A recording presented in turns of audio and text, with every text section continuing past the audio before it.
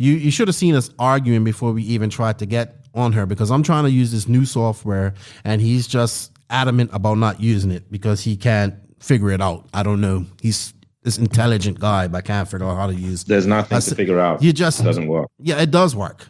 It does work. You finally graced us with your presence. Yeah, all hail, the charger off. All hail. So you wouldn't complain about the noise. Yes, all hail Beaker Q. Just like you complain about when we set up a pit, and if one banner stripe is 2 millimeters off, you're like, oh, fix it. Nitro is the glory. Welcome to the No Name RC podcast with your host tonight, Keenan White, aka Lefty the Great, and if you are unlucky, the Finnish village idiot, JQ. This is the RC podcast with no name, but plenty of content. So sit back, relax, and get ready for some serious bench racing.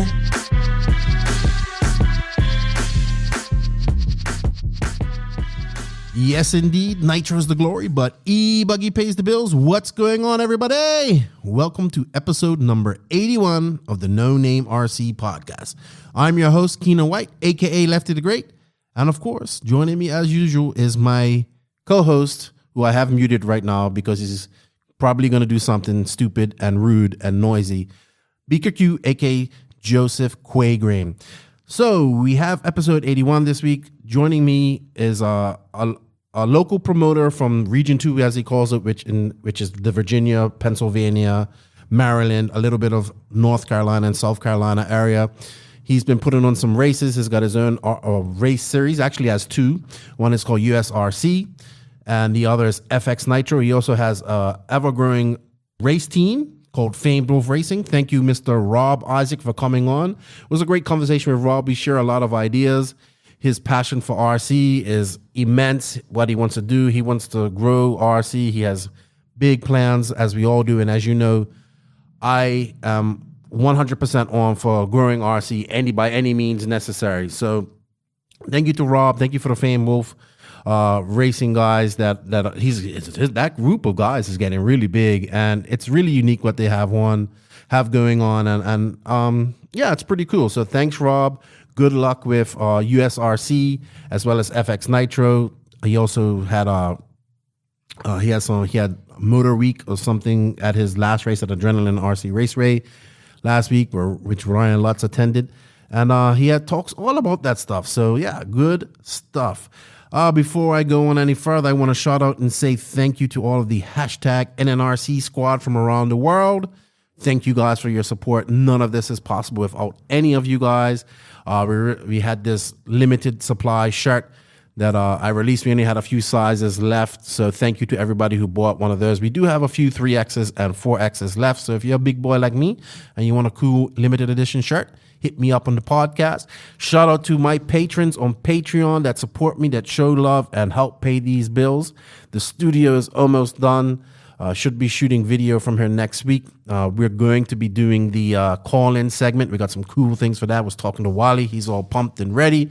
Thank you to my patrons on Patreon. I mean, honestly, you guys go the extra mile, and I can't do it without you. And I thank every one of you guys. And if anybody's interested in being a Patreon, just go there. They're getting early releases. They're getting giveaways. Yeah, I even just messages. I try to post something up there at least once a week and just talk to them because I appreciate what they're doing for the No Name RC podcast, because we need that, keep these bills paid. Shout out to all of our awesome sponsors that support this podcast. Another group of people that we could not do this without. So thank you to Tekno RC. Good luck to all of the Tekno RC drivers at PNB this weekend.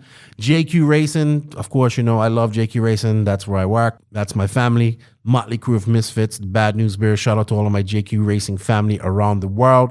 Good luck to all the JQ Racing guys at PNB. Thank you, Tony Scarcella and Mitchell Watson, for all your help. And Beach RC is looking good there. Beach RC, man, doing it big. Brent's up there. He's racing 8 scale again. Lucas has got the white whale. Brent's wrenching on his car yesterday, prepping his car yesterday, but he's a busy man. Thank you to Beach RC, Brick and Mortar Hobby Shop. Check them out and, show them some love because they show the podcast some love. Shout out to Rob's Oil, new sponsor on board. Check out Rob's Oil for all of your AMSOIL products. Thank you, Rob's Oil. Shout out to Manscaped.com. Manscaped.com, man. Don't, cut through that jungle and find your manhood. We got some funny ad reads for that. Thank you to everybody that's gone out and purchased a Lawnmower 3.0 and used promo code No Name. Also, a big shout out to Papa Willie's Traction Tonic. He's doing some good stuff. He's really big in the oval world, and his Traction Tonic is doing really good, winning lots of races, lots of podiums. Shout out to Scooter over there at Papa Willie's Traction Tonic. And of course, BK Servers. Thank you, BK Servers, for all of your support. And I think they're getting some servers in shortly, so people can go buy them. If anybody's interested in advertising on our podcast, please contact me. We have tiers for all companies. If you're a small company in RC and you want to advertise and think that this is a great platform for promoting your company, give me a shout. If you're a big company and you want to, promote your company even more on this platform, give me a shout. Anyway, thank you to everybody.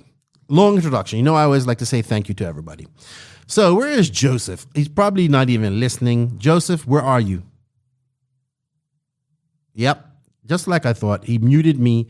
You should have seen us arguing before we even tried to get on her, because I'm trying to use this new software and he's just adamant about not using it because he can't figure it out. I don't know. He's this intelligent guy, but I can't figure out how to use. There's nothing to figure out. It doesn't work. Yeah, it does work.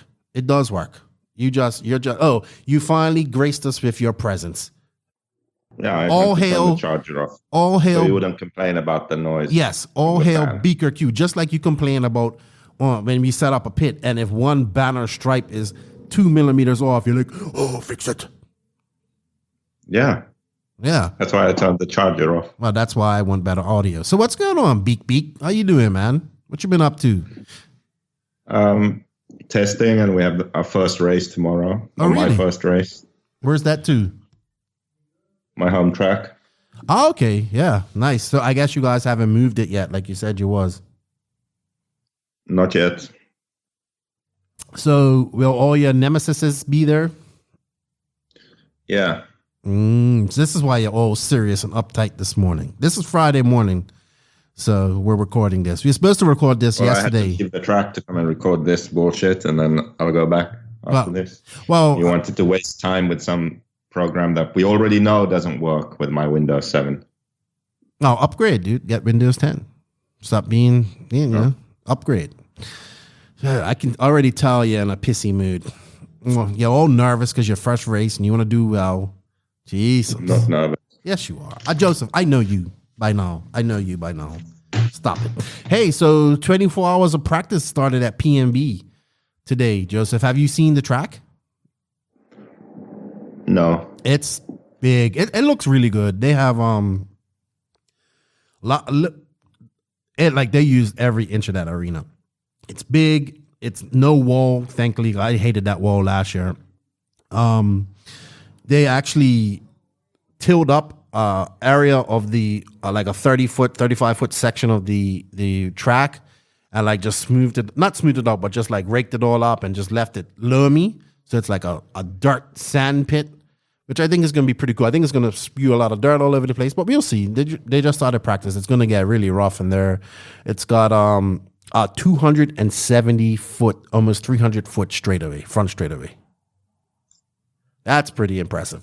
And if you take the Joker lane, because it has a Joker lane, I think it's even longer than that because it's a sweeper coming onto that and then coming onto the straightaway and then a sweeper coming off. I don't know, man. People are going to have to gear up for that track. 14-tooth pinion, spurger, clutch bow. I think we're going to see some rods pop on that front straightaway. Lean it out a little bit more. Yink. We're going to see something happen. But the track looks really good. I'd be interested to see how it holds up. Well, not holds up, what people have to say about it after practice, after a few hours of practice. It's got to break in. So that just started at 6 a.m., 24 hours. It looks really good. Dave, as usual, has, got the monsters and all that stuff. It's a shame. He was all supposed to go to this race in April. It's going to be our last American shebang for the year. And it's just, COVID messed that all up. So he wasn't able to do that, unfortunately. But yeah, I think he's got plexiglass partitions on the driver's stand. So like usually they would try to put 15 to 16 people up there to drive. Now I think it's only 12. I think you can only have one person to pitch you. I'm not quite sure.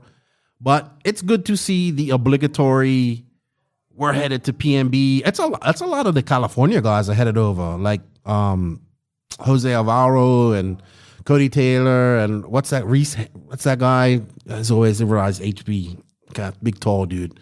They're all, I don't know if they drove over there or what, but a lot of people are coming from all over America. Westergaard's there, your buddy. Remember, you're supposed to travel with Westergaard. Man, stop being so quiet. Say something. Or use your drill or something. No. I can see it's going to be one of these days today. I can see what day it's going to be. Just get on with it. You're all nervous about going to race tomorrow. And, you're in your mind, you will have to beat Max, and you're worried. I know you, Joseph. I'm not even worried about Max. Mm-hmm. He's not going to win. Mm-hmm. JQ Threads, motocross clothes looking good. I like the promos. Are you taking those pictures? No. Looks good. Who's that guy riding that bike again? Who's that guy using it here? Vehicle. Is he a local race? Okay, local. Racing. All right.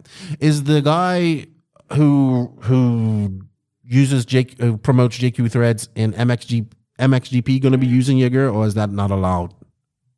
No. Is he still going to? Okay. Yeah, probably has a deal for his own gear. I would assume that pays him money and stuff like that, right? Yeah. Okay. Also, I think I saw your iPad cases and stuff already, or what's going on with that? Yeah, I don't have them yet. Okay. I just got a sample. How do you like it? It's good. Yeah? It's going to be good. She done a good job? Yeah. That's good, man. What's her name again? Hello, Tip. Hello, Tip. Well, congratulations, Hello, Tip. First JQ Threads opportunity taker to make something of it. That's cool. I know that was your goal. That's right. That's awesome. Yeah. That's awesome. So where can people get their JQ Threads, Joseph? JQThreads.com. And you're shipping worldwide, correct? Worldwide from Finland, yeah. Okay. So how much would shipping to like America cost for one of their shirts? I have to check. Let's see. I can't remember. We had some orders for America and Canada already. Yeah. I know Sean Rusin, he bought one. Man, Sean's awesome, dude. That guy listens to every RC podcast, buys shirts from everybody. $15. That's not bad. What's the ETA on the shipment from there? Well, we ship regular mail, so it's about a week. Okay. Sounds good though. Sounds pretty decent. You can't complain about that. I don't think. No, it's okay. It's in line with other stores, looks like. Sweet. I don't know, man. Anything else to say before we move on? You're just so nervous. I know it. I know you're nervous. I'm not nervous. Uh-huh. Just like you said, I was addicted to Facebook. No, I wasn't. Yes, you are. How did that work out? I just quit like that, doing nothing. Yeah.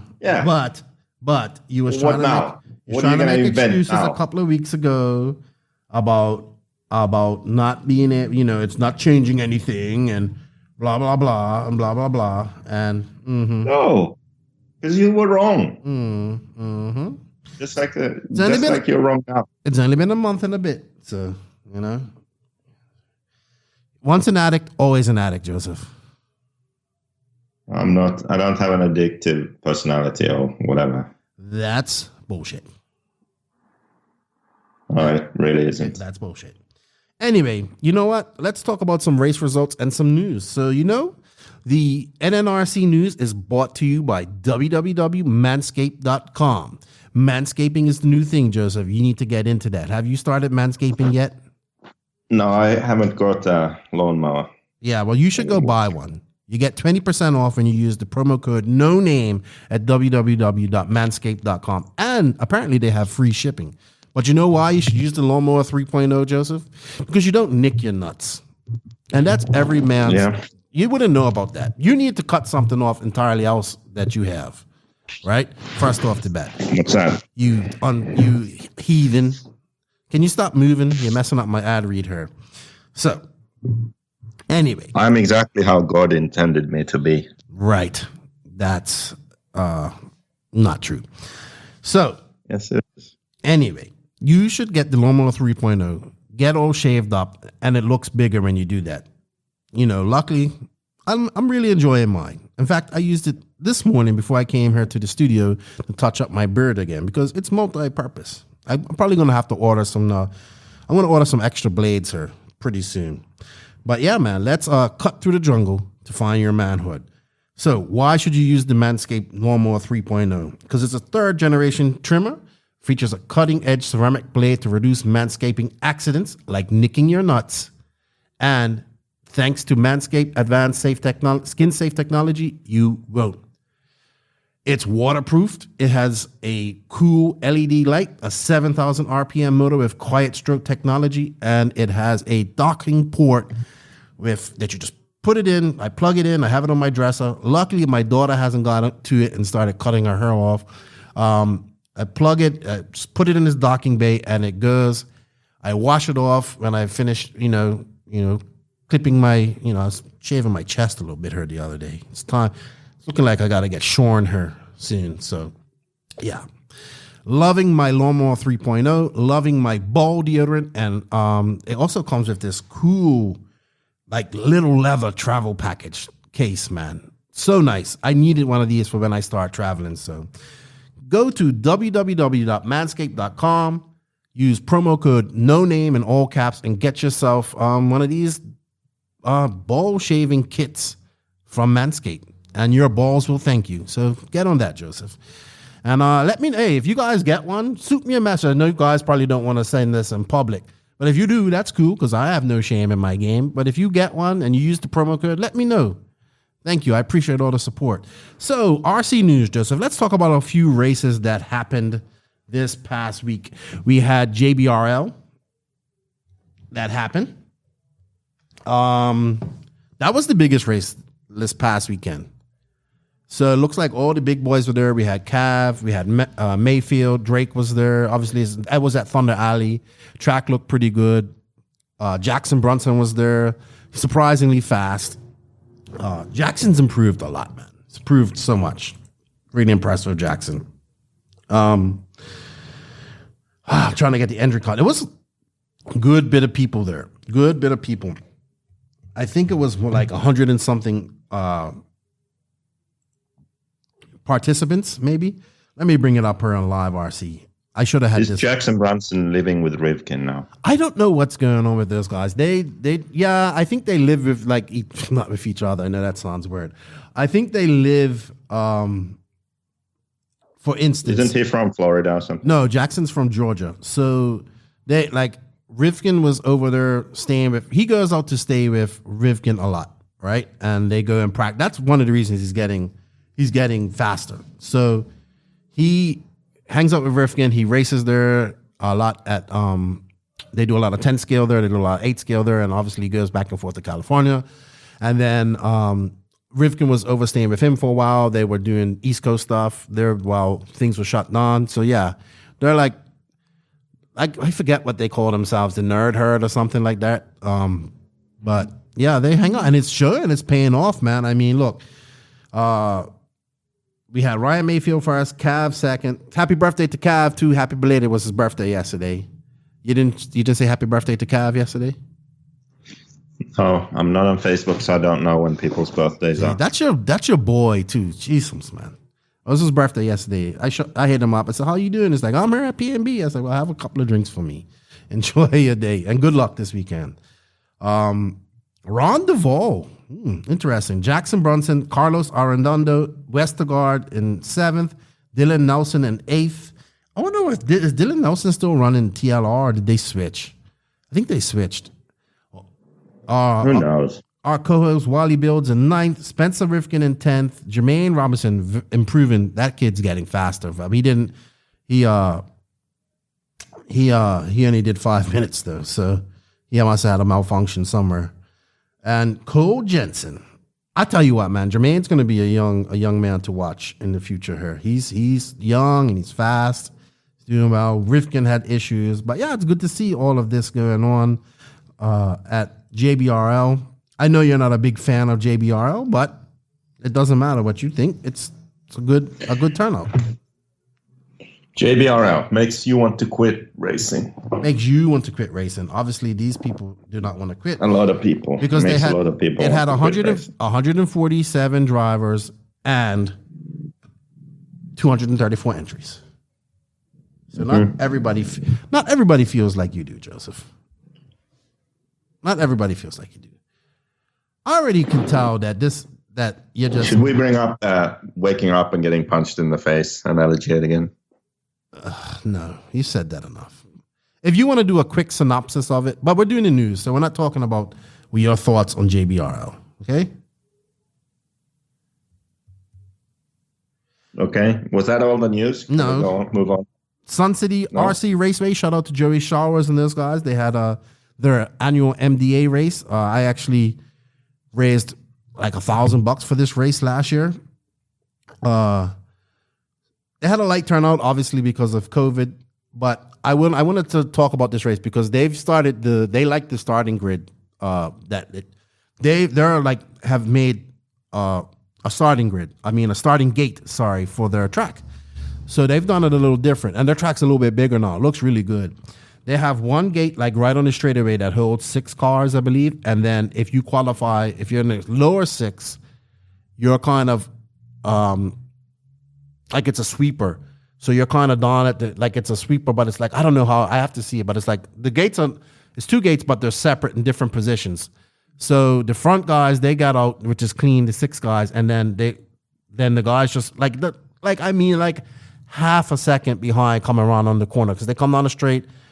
Like, so the first gate's like, imagine you're looking at it. You have one gate to your left. That's like on the straightaway. Let's say the straightaway is going from left to right in front of you. You have one gate at the very left there. And then I think you have one gate, let's say, on the sweeper, but like on a straightaway before the sweeper coming to the straightaway. So they have 2 gates. You start there and you start there. Yes, and it just separates them. They're both starting out on like straightaway, so it isn't all carnage and all that stuff. And it looked like it worked great, and everybody enjoyed it. So, yeah, shout out to Joey Showers, Corbin Showers. Joey Showers says he misses you and unblock him on Facebook. I had to tell him that you aren't on Facebook anymore. So, yeah, you should send him a message once in a while and say hello. How did he take that news? He just laughed. But it's pretty cool how they did the starting gate. I wish I could send you videos of this, but I can't. So, because you're not on Facebook. Because it's not on YouTube. You can still see videos from Facebook without being on Facebook. Oh, okay. All right. And I'll send it to you. I'll tag you in it. What other news do we have? Let's see. Tag me. You can send me the link. All right. So I see that Ultimate Racing has released a new black HD pipe set. Have you got one of them, Joseph? No, I haven't seen anything like that. Yeah, see, you're missing a lot. So yeah, the Ultimate Racing 2141 HD black pipe set. So it's like that black ceramic coating on it to make it harder. And yeah, Brent was on Talk It Up Tuesday on Live RC about on Brent. Tyler Hooks interviewed him. Ryan Schaefer appointed team manager of Fame Wolf. Well, Fame Wolf is the owner of that race. That race team was Rob Issac. He was on the podcast this week. Looks like lots of racing across the board. LCRC had a race up in Pennsylvania. I believe it's Pennsylvania, that area. Let's see, who else? USRC race that we was talking about at Adrenaline. Ryan Lutz went to that. He won that, but Ryan Lutz isn't attending PNB, I was told. I don't think Billy Talaska's going or whatever either. So no Lutz at PNB, is what I've been told. It's unfortunate because I was hoping that he would go there. He has to kind of redeem himself from Montpellier and whatnot, but he has to. Why did you say he's not going? I don't think Billy Tylaska's going. Doesn't look like it, and I don't know. Maybe because of COVID. I don't know. I just heard he isn't going. I was told he isn't going. Well, he thought the world was going to end in 2012, so COVID is probably a big deal. So I don't think he'll be traveling. Maybe he had to. No, he wouldn't have to fly there because he drove to Virginia. Who knows? Yeah, but there's a lot of people. Yes, that's the issue. So, I have to respect that. So I am. Yeah, a lot of people decide not to travel. Yeah. So no big deal there. Let's go to Circus RC because I saw that Canas was racing this weekend too. Canas is from what part of Spain, Joseph? South of Spain. Is that the Andalusian? I don't know. Yeah, well, he won. South. He won this race, the Andalusian something round or whatever. It's a region. Yeah, a regional race. And hold on, where is it? Yeah, sweeps Andalusian champs. I'm surprised we ain't seeing more Battier racing at these races. It's like a 10-hour drive or something. Is it? Okay. We had the Russian 8-scale buggy nets, Ishkan, and Torinov. They won that. No idea who those guys are. We had racing in South Africa on that cool asphalt-looking type of track. And, hey, Lee Martin beat Elliott Boots at, and it looks like Jamie Clancy. Let's see. At Nemo Raceway. Have you seen that track, man? That track's really nice. The Nemo racing track. I haven't seen video. I have seen some pictures. Oh man, John has invested a lot of money. They got AstroTurf all on the inside. It's really nice. So Lee's been there for a while. I was Lee Martin first, Boots third, and who's second here? Let me see. It says Behrman? Yeah, I don't know who that is. Lee Martin. Lewis Jones, sorry, one of the Jones brothers. And Elliott Boots in third. I saw Bloomfield race the other day too. He won. He got back to racing. He's good friends with the Jones brothers. But yeah, Lee Martin doing it big up there. He's had a lot of laps on that track. He's been at that race a lot. And your good buddy Elliott Boots there, who I don't think is ever going to speak to you again. So, well, good stuff. Some people just shut up. Remaining ignorant is a choice, you know? Well, anyway. But good to see racing all across the board, all over the world. And yeah, nothing else. T-Works. Juan Carlos Canas joins T-Works. T-Works must have a good bit of money, man. They're getting a lot of drivers on their team. They aren't paying them. Giving them free product. Some free stuff. Probably contingency too. I don't know about that. Hey, when did Live RC release a new website? It's been a while. It's a bit different, isn't it? It's been about a month and a half, I would say. About time they released a new website. Jeez. Man, do you ever not complain? Like, it's not complaining. I'm just saying it's good they have a new website. You must have looked into the mirror today. Must have. I think I look into the mirror every day. Mirror, mirror on the wall. Who's the biggest asshole of them all?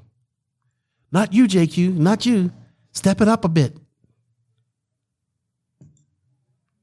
Jesus. Okay, that's news. Next fucking segment. Wow. Thanks for being here. Thanks for your enthusiasm, Joseph. It's really appreciated. It really is. You know what? The next segment is the Beach RC Bench Racing Q&A. BeachRC.com, the racers' one-stop online hobby shop. Choose from all the popular brands and variety in stock with super fast shipping and great customer service. BeachRC.com still has the local hobby shop feel with all the benefits of the internet. BeachRC.com is the exclusive distributor for Ultimate Racing, JQ Racing, Pro Circuit Racing Tires, Nitro Lux Fuels, and Assault RC Performance products.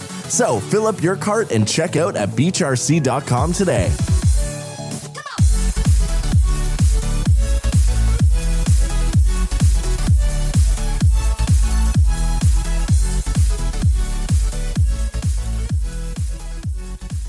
Thank you, Beach RC, for bringing us the Bench Racing Q&A. Bench RC is a brick and mortar hobby shop. You got an awesome staff. In fact, Lucas and Brent are currently at PNB with the White Whale, the trailer fully stocked. So if you're at PNB, you need something, go check them out. Tell them Lefty sent you. And if you can, please use our affiliate link when you order stuff. Also, if you want some NNRC swag, they got hats and shirts there. Nitro's the glory. And hey, probably going to get some more going there soon. We got some cool designs in my mind, and Brent's going to be doing some shirts there soon. So check them out at beachrc.com. If you can, use our affiliate link. And hey, if you buy some NNRC gear swag from there, please tag me in it. Tag us in it, because I want to see, man. I want to see who's supporting, and I appreciate everybody that goes out there and buys some shirts and rocks them. So anyway, Joseph, to the Q&A questions. We have quite a few questions. We're getting more and more questions on Instagram now lately. So that's a good thing. IG is growing for us. IG is growing. Okay. First question is from Facebook. Joe Zare Jr. of Ran Out of Talent. What's up, Joe? Was listening to your podcast earlier this week. Joe asked, have you found a Region 7 manager yet? No, I haven't, Joe. I was hoping that you would do it. The guy that I want to do it, I'm trying to convince him, but we'll see. So maybe you should step up. I know you're busy, Joe, but I think you'd be a good manager as well. He asked, do you think some of the new racers that the no prep scene creates will stay in the hobby and move in other disciplines when no prep dies out? So, Joseph, you know that the no prep drag scene is really booming right now. I know you ain't into drag racing, but it's a part of RC that's booming right now. A lot of the off-road guys that do 8 scale, 10 scale, they're doing no prep as well. Like I guess it's like a hobby part for them. Like you know what I mean? It's like their hobby within the hobby. I see it's really popular with the off-road guys that are doing it. I think it's bringing new people in, especially with the associated DR10 that was released. They released the RTR, and they're going to release the kit here soon. So it's bringing new people in because it looks scale. It looks easy, but it's not as easy as you think it is, even for myself. So is it going to die out? I don't think so. I think it's going to grow. It may. If it gets too, like, if too many companies start making all this type of stuff and it gets too expensive, kind of like how short course went, then maybe it will suffer. But, you know, because we're worst enemies as manufacturers and RC guys. We want everything. The thing is, I want to see this stay kind of simple. I mean, maybe there can be a class for like pro stock or whatever they call it. I'm not really familiar with drag racing terms. Do I think that these drivers will cross over into what we do or any other genre of RC? I don't know. I hope they do, but I'm not saying that drag racing is easy, because I was talking to my buddy Sean Rosen, big supporter. He was showing me it's amazing what they're doing with the ESC settings for these drag racing cars, Joseph. Lots of programming in their radio, lots of programming in their ESC. They want like delays, and they want more power at this time, like near the end of their run. It's pretty interesting what they're doing, and they're doing a lot of stuff to get these cars to go straight, because it's as simple as you think it is to go straight, it isn't as simple to go straight, especially with these no prep cars. So how long does a run last? Not even a second or two. They run 132 feet, I think. That's what it is. What, 3 seconds? 2 seconds? No, I don't even know, man. It's like, yeah, maybe 2-3 seconds. I'm probably wrong on that. But well, let's just say it's 4 seconds. It's not, though. It probably is. Or 3. Mm-hmm. They just do it like one time. No, well, how they do, they also race for money. So you pay in, and then it's like, it's also a fast race day. It's you get in. But it's like one run, or it's one run, best out of something. No, one run, and then you go like the winner out of that goes into, and they pull. How they do it is they pull names out of chips, like out of hats and stuff like that. I think that sounds worse than a JBRL. No, you but sit around for hours and then you. No, but that's like, the thing. I got 3 seconds of runtime. That's the beautiful thing. That's the beautiful thing about it is that you ain't there for hours and hours. These race days don't last that long. It's more of a gathering. Honestly, it sounds like something that if you like the socializing and you like wrenching on your stuff and like beating your time and figuring out how to go fast, like if that's what you enjoy, then maybe you'll enjoy that. If you like racing, then it sounds ridiculous to me. Well, they are racing. So you always got to complain. They are racing. They are racing. I know they are, but if racing is what you like, then it sounds like fucking shooting yourself in the head would be more fun. No, don't knock it till you try. You go there all day and you run for 3 seconds. But you can then. Listen. Can I finish? So after the official racing, the money racing is done, you can then have grudge races, and then you can race as long as you want. Now you can call people out and say, "Yeah, I want to race you. Let's race," and all this type of stuff. So it's a lot of, but I mean, the technology that's going into making these cars go straight is amazing. Like the programming in their radios and ESC is utterly amazing. He was showing me all the graphs and all that type of stuff. And I never even thought of that. I'm like, it's just going straight, but it's hard to just go straight. So my point being to that is, I hope I want it to get more people into the industry and more people into the hobby. Will that generate more off-road races, on-road races? I don't know, because we both know that, like, yes, I'm not saying that what they're doing is easy, because yes, it's not, obviously not, and but off-road's really hard, man, and off-road's 3D, so you got to think about being in the air. It's just so much variables in off-road. I hope that more people come over to it, but I think we're seeing more off-road guys doing this than more people coming over from off-road, doing that in the future. But I think this is going to continue to grow, and it's going to be great because it's scale, it looks real, it's awesome. It's like money involved too. That's the big thing. People like to race for money. People like to know that they're getting some money back from what they're putting into the industry. And off-road doesn't have that. There's no money races, no real money races in off-road and stuff like that. So I think that's a big draw, and you can pretty much do it anywhere at the same time. So while you're talking shit about it, it's growing, and it's going to bring new people into RC. Whether it dies off or not, I think comes down to how detailed things get and how expensive it gets. But great question, Joe, and looking forward to your podcast this week. Connie Svensson from Sweden. Connie wants to know, what are the weirdest race formats you have tried? I know the Finns in large scale have a competition where you drive one-on-one in a ladder format, and after each win, you drink a snaps. The true drivers in the final are pretty loaded. Any other interesting format of competition? It doesn't have to be serious, quite the opposite. I guess what he's saying is, like, do we have any fun races? I think we need to start a one-handed drinking a beer while you race. I was just going to say that that's the best. When we did our tour, I've done it. I mean, at the Showers track, I did it. Yeah, and you beat me. Oh, I did it in Dominican Republic. I've done it in South Africa. You did it in South Africa? Yeah. Yeah, I've done it in so many places where drive with one hand, like race a local, legitimately like race a local, but race him with one hand, and I have to finish a beer during the race. Well, I think at Joey Showers, that's actually fun. At the Showers race, we actually threw a beer up to you because you ran out. Yeah. It was good. So- and then I had to throw a whip over the jump also. Yeah, I'm going to tell you this. You guys think we're joking, but when you came to the DR, we raced. You didn't even. Lewis and the guys prepped a Team Losi 10 scale 2-wheel drive truck for you, right? And you didn't even. I don't even think you. I think you made a run it twice, right? I can't remember.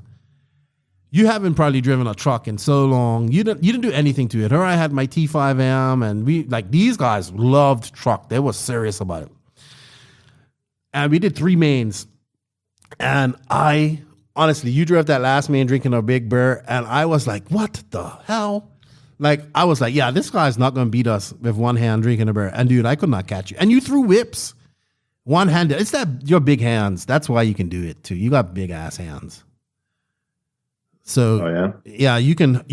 I can't do it because you did it with your left hand because you need your trick. You know what I mean? And I can't use my left hand, but it's amazing that you can drive that good. Like I think you can beat a lot of people with one arm drinking a beer. I want anybody out there that's listening to this. If you think you can beat Joseph, and they can drive normal. You know what I mean? If you think you can beat him one arm, I mean, maybe I know there's some one arm racers out there as well. But if you think you can beat Joseph next time you see him at the track and he's driving one arm with a beer, think twice about it because he's fast. He's fast. You're good at it. You are talented at that. I will give you that.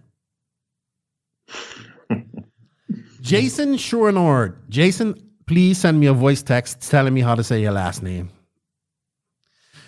Is the JQ USA store going to get carbon fiber side guards? I think Brent said he ordered some. Yeah, they're on the way to Brent. Okay. No. Or maybe he got them already. I don't know. All right. There you go, Jason. Please send me a voice note telling me how to say your last name.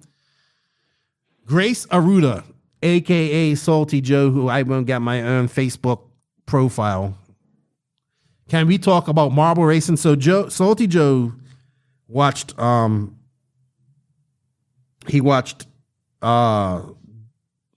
Rogan clip, and he sent it to me, and he was amazed at that people. I don't know if you don't watch TV, but marble racing's a thing, dude. Like, it's bigger than RC. It's on ESPN. We have awesome commentators. I know. It really pissed me off when I saw, millions of views. It's literally just some guy letting a handful of marbles roll down a track with marble spectators, and they're just rolling down this chute, right? And then someone's commentating, oh, the red marble is leading, and that's amazing. People like that. They got sponsors and shit. It's pretty awesome, incredible. Though. The commentating is what makes it. The commentating makes it great. And then they have different games too. Not just, what are you doing? You're creating static somehow? Are you charging your phone on the computer? No. Okay. Stop moving. But it's big, man. I wonder if it is just one guy or if they actually have teams. Like, how do you make a marble faster? Do you buff it up or they don't? I don't know. But it's not a real thing. It's just the video stuff. It's bigger than RC. Great. It's bigger than RC. So it's not bigger than RC, but it's getting more exposure. It's getting more exposure than RC. Sorry. I don't know about money, like maybe even money because of all the views and shit. So, like sponsors and all that stuff. For sure, man. For sure. Ridiculous. It is, but we're gonna address some of this in the rant. Oh, we got a rant this week. Awesome. Yeah. Awesome. Chris Trudeau. What's up, Chris? How you doing? He wants to know, for Joseph, which is more annoying from a non-RC person? How fast does it go? How much does it cost? Or a bonus question, when driving an e-buggy, is that gas? How fast does it go? Mm-hmm. That's the dummy one, because you just fucking look and you can see how fast it's going. That's how fast it goes. You just saw it. You know, like, yeah, and they can't see it in that. You're actually breaking moving up. on the track, then what for them? They can see it on the track. I don't get it. That's the most annoying question. Yeah. I think I get that a lot. And then the next question after that I get is, do you win money doing this? And I'm like, nah. Yeah, I'm like, you make money doing this? I'm like, not really. And that's hard to explain to people, like, you know? So yeah, I there's a, how fast does it go? Oh, for fuck's sakes. Like, that's what I feel like saying sometimes. But you know, you gotta tell them how if it goes. All right. Josh Garbett of Scale Motorsports. He doing the Blue Ridge Nationals in Summer Sizzler. We actually have some promotion for that today. You know, maybe we should play that. I don't know. Maybe we'll play it later on. Josh Garbett. This has probably been thought about, but not well executed, and really don't see it in any form of motorsport. But why would you not run your shocks upside down? To shift the weight and lower the center of gravity would be significant on scale cars, although it would also push weight further to the outside corners of the car. Is there something in today's shock designs that would prohibit them from working upside down? The problem is that you're moving more weight because imagine you hit the bump, the wheel moves up. The whole shock body needs to move up with the arm. So that sprung versus unsprung weight changes when you do that. So I think that's the problem. Yeah, that makes sense. And that would just that would just make the whole car feel heavy. You know what I mean? Like more roll. No, I could imagine that it's something similar to those hub weights people use. Yeah. I don't know. I'm sure somebody's tried it, though. I'm sure it's been tried. People have tried it. Testman did it in 10 scale, and some touring car drivers do it. And, yeah. Joey Showers. No one has stuck with it. Yeah. Joey Showers asks about three shoe clutches versus 4 shoe clutches, but we covered that, and I let him, Jimmy let him know that. So thanks for the question, though, Joey. Mike Anderson. What's up, Mr. Anderson? Why does every race director say they're going to dock laps or time if you don't turn marshal, yet none of them ever follow through? Great question. Have you? Yeah, but you've seen people. Well, get he docked. must be American because in Europe they do. Well, that's what. And then the conversation goes on. Jimmy Babcock does, and then he goes, he does, and he says that's like saying JQ is a far right Republican. Mike is a good guy, JQ driver. Have you seen that happen? Seen what happen? It happens. Does it? Have you been to a race where have you ever been docked a lap for missing turn marshalling? In America, what tends to happen is the race director will say something like penalty this or that, and nothing happens. So if the driver just doesn't stop for a stop and go, doesn't wait for someone, or doesn't wait after they cut the track or whatever, then nothing will happen because the race director just moves on to the next thing and forgets about it. Yeah, unfortunately. Have you been called for ever losing a lap? Have you ever been docked a lap? I don't think so. Yeah. I think once they start doing that, then that won't happen. It does. It is a problem. I mean, I'll be honest with you. When I was in the UK racing, if you wasn't on your cone, you got docked a lap. Like, it wasn't no joke. Like, you put your card on, you put on your vest, you went to your cone, put on your vest, and you turn marshal. It's simple as that. But all these races, man, I bet you we're going to see it here at PNB this weekend. All these races are just, that's the big hold up. Maybe they'll push a little hard. It depends too. I remember, it's just ridiculous. Like, we all know that we have to do this. It shouldn't even be an issue. Like, put your card on, give your card to your pit guy, and go right out there and marshal. It's pretty simple. If you are doing back-to-back races, have somebody out there to marshal for you. If you ain't doing it, dock these guys. Like, it's so easy to fix. You dock a few guys off their best time. you guarantee you they won't be missing it the next time. It's pretty simple. It's easy to fix. I don't know why it isn't done more, but that is one of the biggest holdups with these races sometimes, and why they get like a simple race ends up being long. Like spending 5 minutes trying to call for turn marshals when that race could have been going 3 minutes in. It's ridiculous. It's just ridiculous. Wayne Stevens. Are those scales that weight each tire and give totals for front and rear weight distribution helpful, or should it just go off physical measurements? Have you used one of those scales, Joseph? Yeah, the scales are good, but almost everyone uses them wrong. So there's no point in what they're doing. I'll explain but how to use them. They are good. You have to, if you don't, use a spirit level to make sure that they are perfectly flat, horizontal, left to right, front to back, diagonally. Just make sure all 4 scales are perfectly horizontal, then the number's going to be way different. So you have to do that every time just so you can repeat the process. And then if you want the actual weight distribution of the car itself, you can't really do it with shocks on. You would have to have equal length, rods that set the car at the right ride height, and then you can get the weight distribution. But maybe more.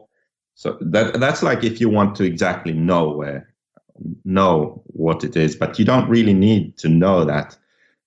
I think as a driver, what's interesting is you set the car up with the shocks and the springs on that system, and you can even balance it out using the spring collars, and they won't all be adjusted the same. Like left and right won't be the same.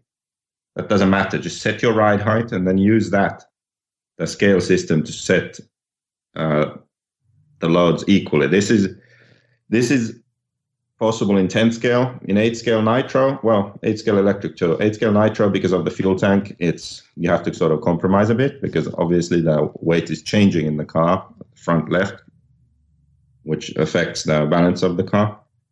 But in electric, you can actually set the car to be perfect, left to right. And then you can actually notice it on track. I've done this experiment in 10 scale. So it's not a massive difference, but it's noticeable. So do you need them? Do you need those scales? No. I think as a car designer, they are very helpful, because if you want to have some data for what you are testing in different chassis and weight distributions and all that stuff, then they're helpful. Or if you enjoy that side of the hobby, you enjoy wrenching and working on your car and figuring things out, then it's great. But just you need them to improve your car or be better, faster, then don't really need them. Interesting. You said something that I don't think about often, and that's when your fuel tank goes empty and the change it makes on the handling of your car, which isn't, like you said, isn't a big thing, but I'm sure it does affect something. As these cars get lighter and better, it's just like full scale racing. As your tank gets lower, your car handles different. I never even thought of that. Interesting stuff. Thank you, Wayne, for the question. So I think that should answer it.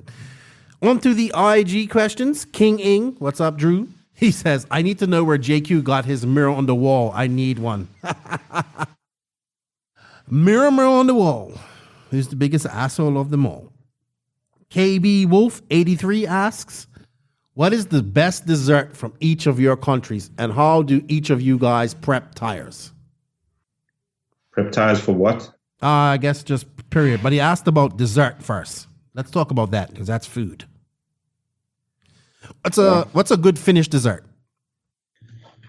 A good Finnish dessert? I don't even know. Your favorite Finnish dessert? I don't know what a Finnish dessert is. I guess maybe the best thing that I think actually is Finnish is this, I don't know. Salted whale blubber meat? But the way they are done in Finland, like cinnamon rolls, like Sweet cinnamon rolls. Mm-hmm. They are really good with milk. All right. Or buns or whatever. Not like putrid blubber from a whale or something like that? No. Okay. This isn't Iceland. Those candies that you bought were nasty. Ugh. I mean, some were good, but then you get why is that like? I don't know. Like some would be good and sweet, and then you get something that just tastes like absolute shit, like salty and some like I don't like tastes like if whale blubber, if I have ever tasted whale blubber, which I haven't, I think it would taste like those candies that you bought me. In Bermuda, honestly, I think my favorite dessert, I like all desserts. My favorite dessert period is chocolate cake. But two things I enjoy is Bermudian banana bread by my mom, because it's not like that banana bread you buy in the gas station. It's not yellow. My mom's banana bread is like dark brown, like, because she uses like, she'll just save bananas and wait till they go like really ripe, like brown, peel them and put them in the fridge, in the freezer, freeze them. So she makes it with like black, when bananas go black, like that's when they're really ripe. And man, that banana bread comes out like super moist, super dark brown on the inside, full of banana flavor, like not just a hint of banana flavor, full, like got walnuts in it. Oh man. And my mom's homemade, all of this, which I haven't had in a long time because I haven't seen my mom since 2014. Her gingerbread too. But for DR, I think they have this dessert and I hate it and I don't, and it happens, they do it every Easter. It's called Abatruela con dulce, and basically it's bean juice, sweet bean juice, and I think it's the grossest thing ever. It's like brawn liquid, and I just tease my wife. I say, you're gonna have diarrhea for days, or I just ugh. But they love it. They eat it with this it's sweet, like eat it with these little crackers, and they just love it. But I haven't had that shit. I just can't. I don't know. Just something about it. I can't bring myself to eat it. Yeah. Tire prep, I don't do 10 scale. I don't even race anymore. But if he's talking about gluing up tires, for me, I like to use acetone, and honestly, it's either a microfiber rag or one of those, or a Scott towel rag or one of those blue shop towels, and just clean the bead of that tire really good. Really good. Till you don't see any more. When you see black coming off, like rubber black, that's good. If it's still like that bronze shit, that solvent that they put on it, you keep cleaning till that's done. I used to sand my tires and all that stuff, but I just don't do that anymore. And I put 2 holes on the inside of the tire for myself, and just glue them up. Some people sand the rims, but I don't really go that deep. If it depends on the track too. If it's a high grip track, I might glue the inserts to the rim. So yeah, that's about all my tire prep. How about you, Joseph? Buy pre-glued tires. That's probably the easiest thing. They come unglued too. Yeah. Which ones come unglued? Pre-glued ones. Yeah, which brand? Well, Proline has come unglued. You know what? What? In RCGP, first race had HB pre-glued, then T-Pro pre-glued, then Proline pre-glued. HB was the best. Oh, yeah? Least issues, yeah. They stayed on. T-Pro, some came off like real bad. Proline, some came off, but the Proline, I don't know if it was really a big issue or not. I know that there was some, like, I don't know why Daniel was there gluing so many tires. So I think they were having issues. And then he had to glue a whole bunch and then not use the ones that they got or something. There was something going on there. I just remember that the HB ones were the best. They were good. Yeah. They stayed on. I had some people ask about that going into the race. So I did see it happen at RCGP, but Proline made it good. So yeah, buy pre-glued ones too. That makes sense. It makes life a lot easier. So good stuff. Next question from IG. Let's get through these. Oh, hold on, lost it. Deca Nordic. I don't know this. Do you know this guy, Joseph? Deca Nordic on Instagram. Yeah. Is he from Finland? Sweden. Deca Nordic. Talk us through droop, down travel, the finer points of adjusting it on the Black Edition, grinding the arms, etc. Okay, so on the front, we just cut the chassis tabs off completely. Don't need those. That's the Ghani style. Yeah, so cut the front chassis tabs off completely. Done. You're done. And then just make sure both shocks are the same length, and that's your droop. By putting limiters, limiters under the piston, right? No, you don't need to limit anything. Just max. And then on the rear, no modifications needed. Just run like 122 shock length.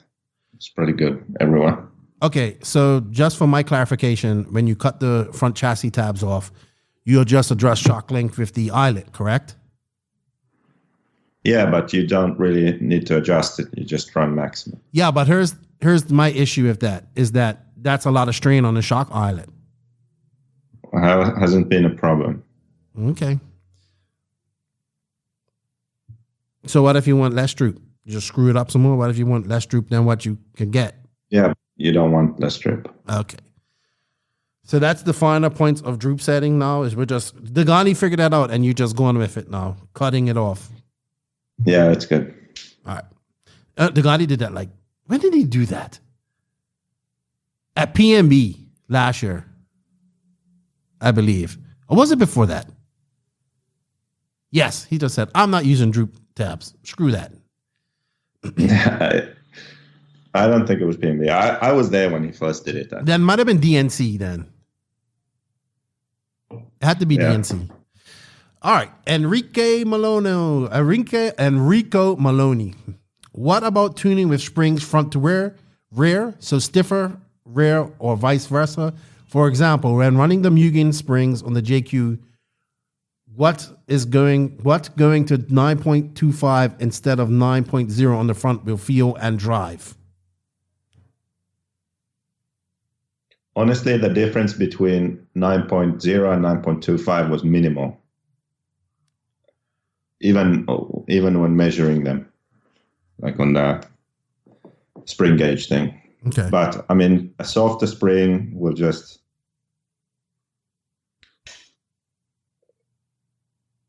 it's going to be a really small difference, honestly, with those two springs. Generally, a softer spring could add a bit of mid-corner steering, especially on loose tracks.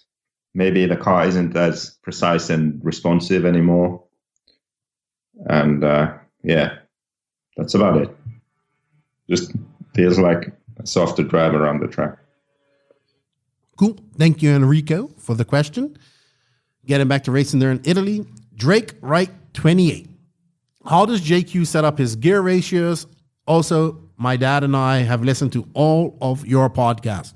Well, thank you. I appreciate you listen to 81 episodes of me mumbling and bumbling. I appreciate that. Thank you for the support. And JQ being JQ. There you go, JQ. Answer the question. Gear ratios. So we have two different gear sets in the gearbox, 4313 or 4514. I wrote a good extensive blog about the difference. If you search the Quay grain in Google, the blog comes up. Or if you search the Quay grain and gear ratio, the blog will come up. Basically, 4313 will be more punchy, more aggressive, more acceleration. When you drive around the track, you need to use more throttle. So even though it has more acceleration, you also need to pull the trigger more to drive fast around the track, because off power, it has a bit more drag brake. It doesn't roll quite as much. So it doesn't maintain as much speed with no throttle or minimal throttle. So you have to be more on the gas. Then 4514 is what I use. It smooths out your acceleration, but it doesn't necessarily mean that it's slower. It just means you have less wheel spin. It's not quite as punchy. So it's smooth acceleration. You can still accelerate fast, no problem. When you drive around the track, you do so with less throttle.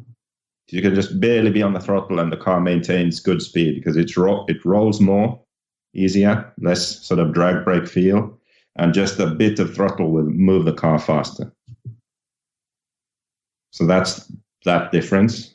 And then I like to use big main gear. So when you use a big main gear on the center diff, it smooths out the power delivery of the car. It changes the power band of the engine, and I just like the feel of that. So I tend to run 4514 in my gearboxes and 4913 center diff clutch bell.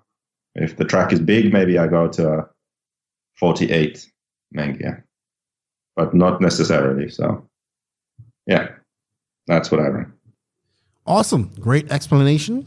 Thank you to everybody that sent us questions for the bench racing Q&A. It's greatly appreciated. Thank you to Beach RC for sponsoring this part of the podcast. Remember, guys, if you can, go to our affiliate link and show Beach RC some love. Pick yourself up some NNRC swag and let us know if you do.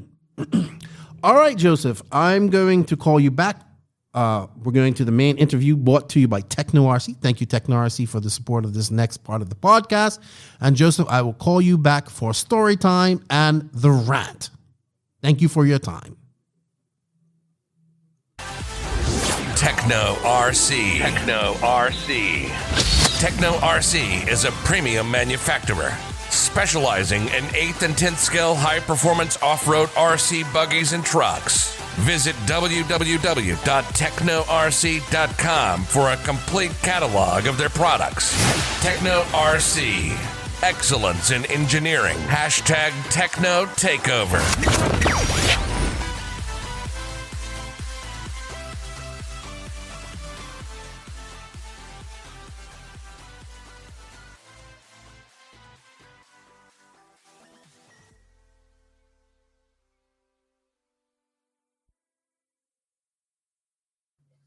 Joining us this week on episode number 82, brought to you by Tekno RC, by the way. Thank you, Tekno, for bringing us the main interview, is a gentleman I have been familiar with for a couple of years. I did actually meet him a couple of years ago, not physically, but via Facebook. I really thought he had a cool name for his race team.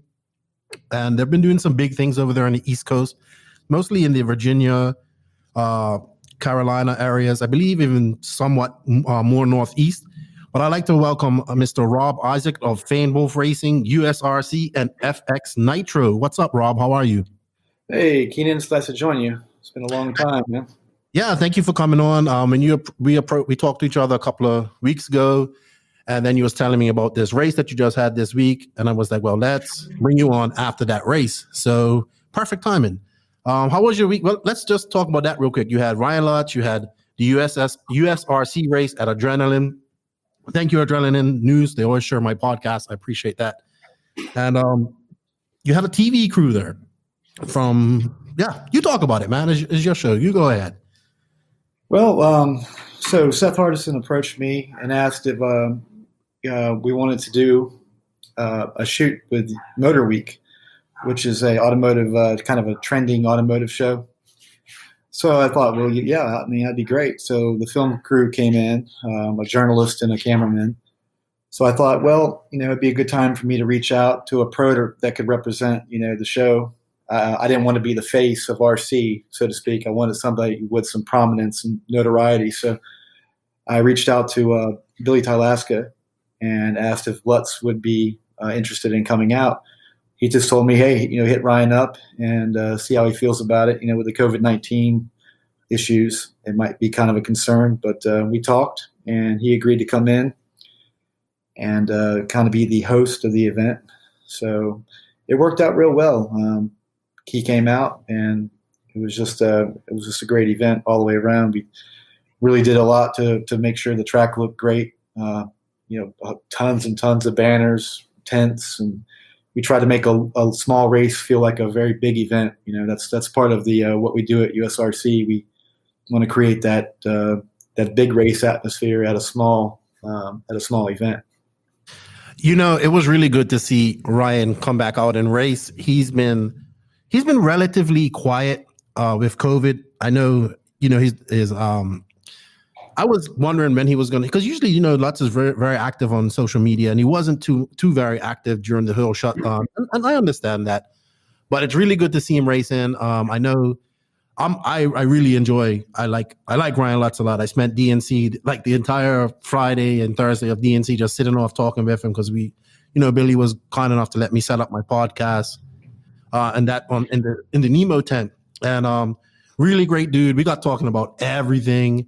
And I want him to do really well at the upcoming PNB. So maybe this is a great confidence booster for him, and to get him out and get him started, get him ready. So good stuff, man. Yeah. So let's talk about you. You're Rob Issac. I don't really know that much about you, but why don't you tell the NNRC listeners about yourself and how Famed Wolf started? So 3 years ago, I moved to this area. My father had passed away, and I decided to come up here to be a little closer to my brother. Never really interacted much with his children, and I have kids relatively the same age. So me and my family moved here to kind of be closer and to kind of get over the death of my dad. And it just so happened there's an RC track not even a mile from my house. I happened to stop in one day, and it was, really nice setup. And I watched one of the races, and I raced, 15 or 20 years ago, maybe a little bit longer actually. And I kind of got that bug again. So I showed up, I went out and bought a kit, put it together. One battery, one kit, one set of tires, went out and just got in everybody's way, and but had fun doing it. And I thought, this is pretty cool. So I just kept going back. About 2 or 3 months into it, I realized that I really like it. I was getting a little bit better, at driving, and I felt comfortable, but I didn't want to do it alone. I didn't know anybody. I was kind of the odd man out, so to speak. So my wife's a graphic designer. She said, "Hey, why don't you and your brother do it together?" So he bought a kit. I built it for him, set it up, and just took what the guy showed me from the track and applied it to his car. And she designed these shirts. We started wearing the shirts, and then the rest is kind of history. We wore the shirts every week, and then one guy would ask, "Hey, what's Famed Wolf Racing all about?" And I said, "No, nothing in particular. It's just a shirt. Me and my brother just trying to bond together and get through a tough time." And it turned into Famed Wolf Racing. One guy led to 10, 10 to 20, 20 to 40, 40 to 60. We've had nearly 100 guys at our peak in 2018.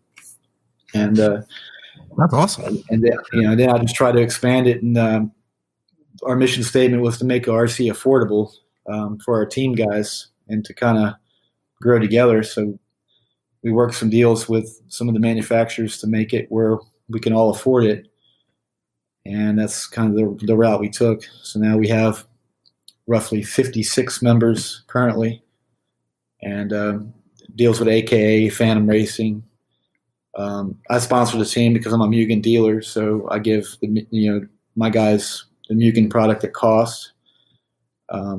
Maxi Velasco was kind enough to bring us on with RC1. Okay. So we're kind of in there with RC1 and Pico America. So it's all come together pretty good. The team's still growing. We just recently brought on Ryan Schaefer as team manager. I stepped down, Gabriel Galliano, so we can concentrate on USRC. But all in all, it's still a work in progress, but this is our third official season, and we have a lot more to do, but we're getting there. Sweet. I really like your logo. Where did that come from? It looks Native American. Where does famed wolf stem from? Like, it has to mean something to you to put it on there. So where did that come from? So my mother was full blood Native American, and my wife was kind of looking up lineage names based on my father's name, and it just so happened to be famed wolf. So we thought, well, that's it's a pretty cool name. It's kind of odd. So she just incorporated the wolf into it, and we've all just went by that name. It was so odd, and the shirt. I wanted something kind of pronounced, sort of like Cobra Kai, Karate Kid. Everybody remembers the Cobra. Yeah, that was fun. You can't forget it, right? So for 30 years, I still remember those shirts, and I think that this shirt has kind of been that Cobra Kai of Region 2. It's take one look at it, you kind of remember it, And the logo being on the front is so different from any other RC team. Everybody else wears their sponsors up front. Mm-hmm. We wear the opposite. We sponsors on the back and my logo on the front. Team guys, sponsored guys, we honor the manufacturer's wishes, and we do put their sponsors on the front, but the team logo on the back, just out of respect for the manufacturers that they represent. Yeah, that's a very cool logo. Believe it or not, I'm supposedly of Native American heritage too. The Pequods came over to my home country of Bermuda, just a small island in the Atlantic, as indentured servants, and they settled on like where I'm from in Bermuda. It's a small island, but where I'm from it's a smaller island. It's not all connected, but it wasn't back in the day. So they settled there, and apparently, like I don't know, but we all come from some sort of lineage from, and that part of the island, we come from that lineage. We have powwows and stuff. We just started doing powwows, so yeah, it's cool stuff. I really dig the Native American heritage, and I respect it a lot. Did a lot of studying on it in my life, and yeah, I love it. So I really like the logo, man. Good stuff. Thank you. So I like this whole team aspect. You got, like, it's a team, but everybody runs whatever they want, but you're part of this group. What is actual Region 2 of Raw you're talking about, correct? Well, I changed the region up so much. So majority of our guys are from PA and Maryland and Northern Virginia. So we kind of, I don't go by Roar guidelines. That region's a little too vast and kind of out of my territory. But so we concentrate from PA, West Virginia, Maryland, and Virginia. We're branching down. We got a guy and a team manager out in Wisconsin, so we're trying to get out in that area too. It's just been slow going, and their racing is so seasonal. With just the winter for the most part, and very limited Nitro or A scale. It's been really hard to get out there. But yeah, we that's our four major states that we kind of focus on with our racing and our guys. Yeah, I think the guys in Wisconsin actually race a lot in Minnesota too. We do have a driver there's named Wayne. I haven't spoken to him for a while. He used to come PNB. He used to drive from Wisconsin to PNB every year. So yeah, man, I really dig that. I like that. So what do you guys do for the young racers? Because before we came on there, I was just telling you we had Brandon Schimmel. He's one of your racers, I believe, and it was good to have those young guys on. They were talking about what they think about RC. And what do you guys do to help motivate these young racers? Because you and I believe that the youth are the future, and we need to teach these young guys and keep RC cool and make it awesome for them, and show that maybe they may not make a living in it, but you can also meet a lot of people that share what you like, and knowing people is one of the biggest things in the world. So what do you guys do to promote the youth and help them along? Well, that's still, that's the one thing that I'm lacking is so the team evolved so quickly. Every idea and every game plan I had kind of got sidelined because I originally had plans on just having kids, and kind of work with them on the one-on-one. This thing has turned into almost a business, so it's been very difficult to kind of stick with that game plan. So we bring the kids on, And I just try to create a kind of a cohesive atmosphere where they feel welcome. It's not about winning with us. It's just about camaraderie, team atmosphere.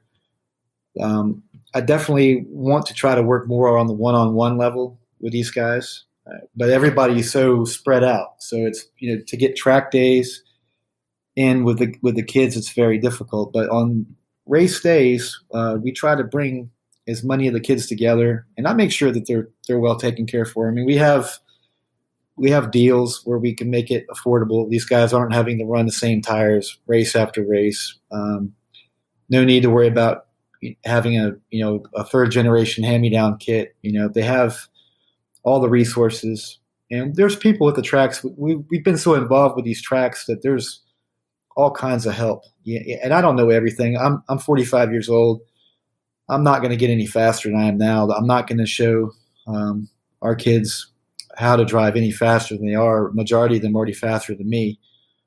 So that's an area of the team that we are going to have to work on. And that's something that I've tasked Ryan Schaefer with, is to make sure that we make a bigger impact on growing these drivers and teaching them, because there's a lot to it. It's not just show up, plug a battery in and go. And the thing, like you said, we're trying to compete with girls, trying to compete with video gaming.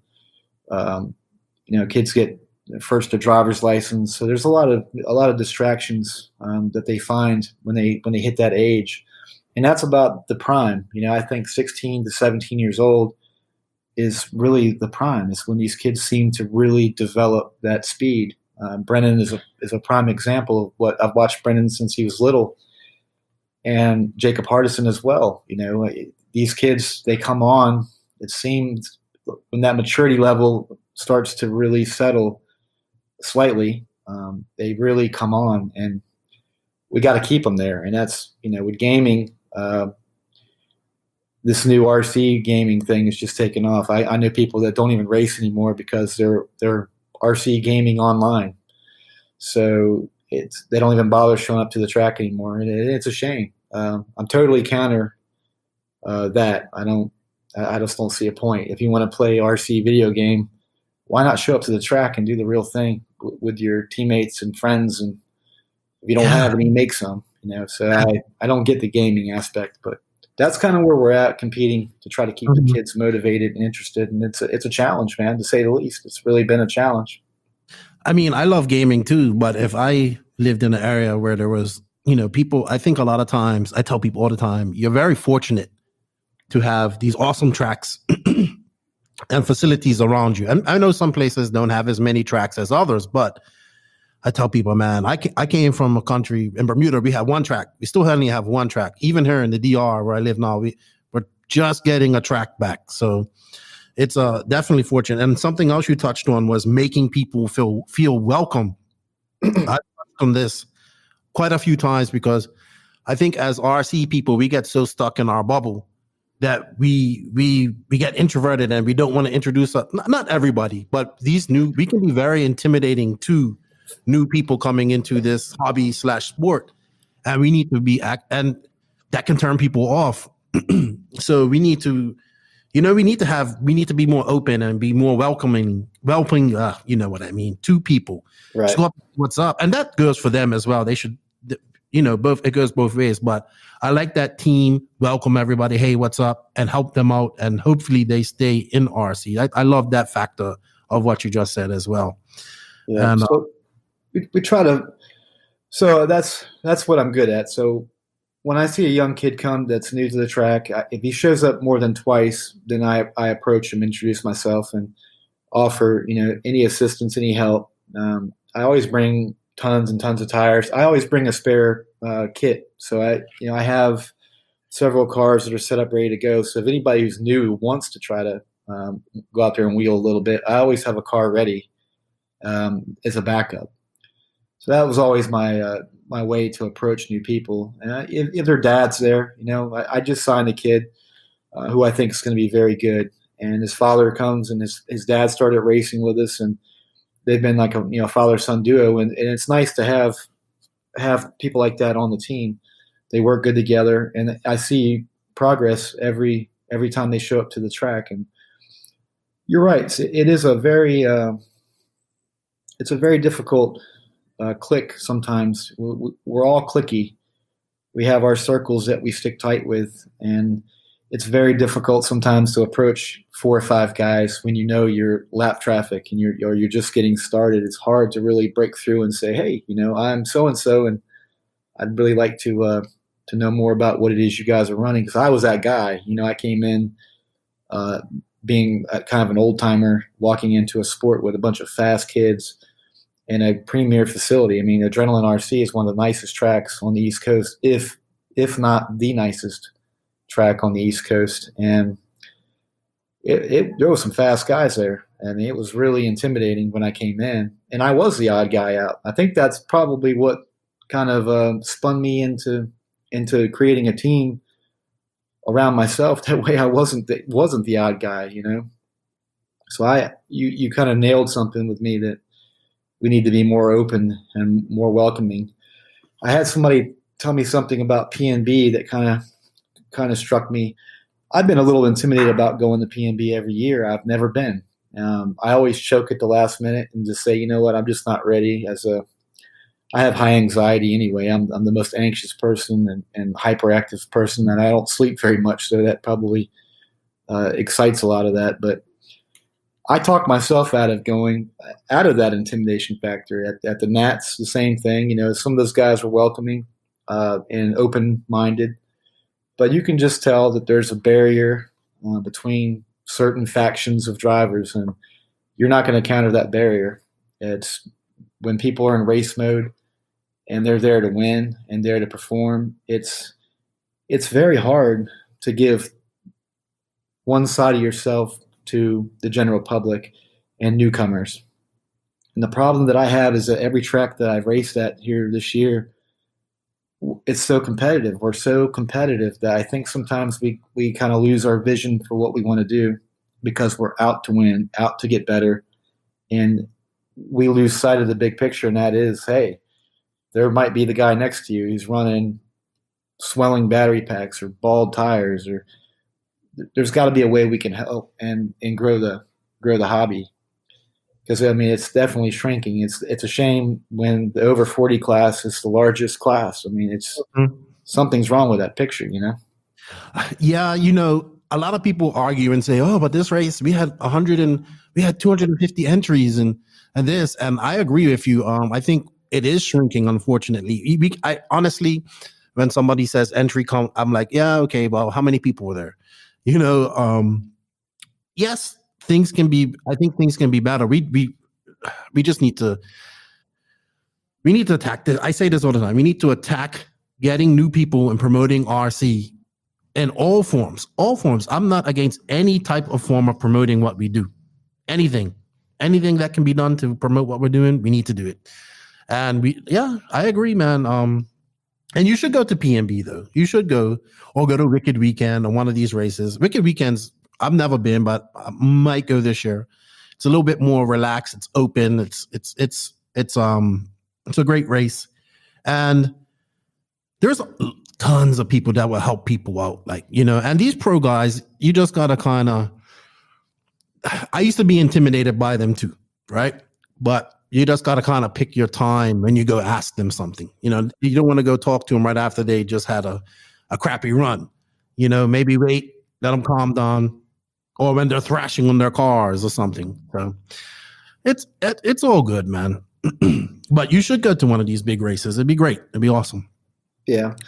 Well, I'm on the fence with it. There's a great local race at R2HQ, which is formerly G's Raceway. He's having a really cool night race, and I'm kind of on the fence on which way to go. I got team guys going to PNB. I've got a slew of team guys going to R2HQ. So it's going to be good, a great weekend of racing, no matter which direction I go. So it is what it is. I do this for fun. I take it entirely too seriously, I think, sometimes. Everybody does. You're not alone. Yeah. It's very tough not to. I'm a live wire. Anybody who's raced with me knows that off the track, I'm probably one of the nicest people you ever want to meet. On the track, it's a different story. I automatically change into full blown just race mode. I don't want to lose. I saw them win, but I don't want to lose, and I'm guilty. You know, I'll be the first one to tell you on the track. I'll give you hell. I won't give you an inch, but it's kind of my stick. You know, I'm known for that. It's been that way since I started racing. Well, I mean, you can't be, punk on the track either. I think we all suffer from that, man. I don't race anymore, unfortunately. I think the last time I actually raced at a big race was AMS 2018, and I didn't even get upset. I was just happy to be racing. But it's all right, man. I mean, we're racing. We're men, and we're competitive. We would if it was snails racing, we'd be there like cheering on which snail is faster and betting money or something on it. So, exactly. Go ahead. Racing to me, I try to have fun with it. There's nothing I find more fun than hanging out with my guys, drinking beer, watching the races. I enjoy the mains. It's just I had the best time watching Lutz and Hardison battle it out. That whole weekend was just great. It was the most fun I've had at a race in a long, long time, and I just want to kind of create that atmosphere for my own selfish reasons. I started USRC for very selfish reasons. I don't go to the big races, but I said, I have all the equipment that, I used to DJ weddings, and I have a live music background, so I have a lot of PA gear. So I play the music and crank it. I pick the set list of what I'm going to listen to. I play the music I enjoy, and believe me, we crank it. We kind of create the big race, feel at a small event, and I do it for myself because to me it's the environment I feel comfortable in. It takes me back to the days of rocking. Just having a great time. And so, what is USRC exactly? I didn't copy that. What was that? What is USRC exactly? Well, we're a race series. We're kind of evolving. We started out as the typical traveling race series. We wanted to stick between Pennsylvania, Maryland, and Virginia. We never expected to travel any further than that. We started out with 10 scale. It had a really good winter, some really successful races. Lots of guys came out, lots of fast guys came out, really put on some good shows. And so we said, let's carry this into our 8-scale racing, and we did. And we started racing indoor 8-scale through the winter between Mimi's, the track of Gaithersburg, and Adrenaline. And it evolved from there. We said, we'll carry it into a outdoor season. So we're going to grow it. Now we're starting to gain traction. I think word is spreading. I think the atmosphere is a big part of it. We try to make it fun. We try to run it at a pace that's doable so guys have time to actually work on their cars and get enough track time to where it's a one-day event. We don't want to drag out a 15-hour day. But we get through the days. We have a great race director who's come out to all the events so far, and he knows our system. And that's Garland Smith Jr., the track owner of R2HQ and the Aurora Region 2 director. He also directs USRC for us. And he does a fantastic job. I think he's the best in the business. I mean, from every race he does, he's entertaining, he's funny, he keeps the program moving, interacts with the drivers on the stand, marshals on the track. He just makes a show of it. It's really a lot of fun. Yeah, that's great. That's great. Do you guys do any special format, or is it just like IFMAR style qualifying and racing? So we've tried several formats. Now we're just going with the heads up style format throughout the day, and it seems to keep the program moving and kind of creates that all or nothing kind of atmosphere. Heads up racing is fun. I like traditional qualifying, but I found that to keep the excitement level for the spectator, that the heads up racing is where it's at. So you do how many qualifiers do you do on your 1 day race?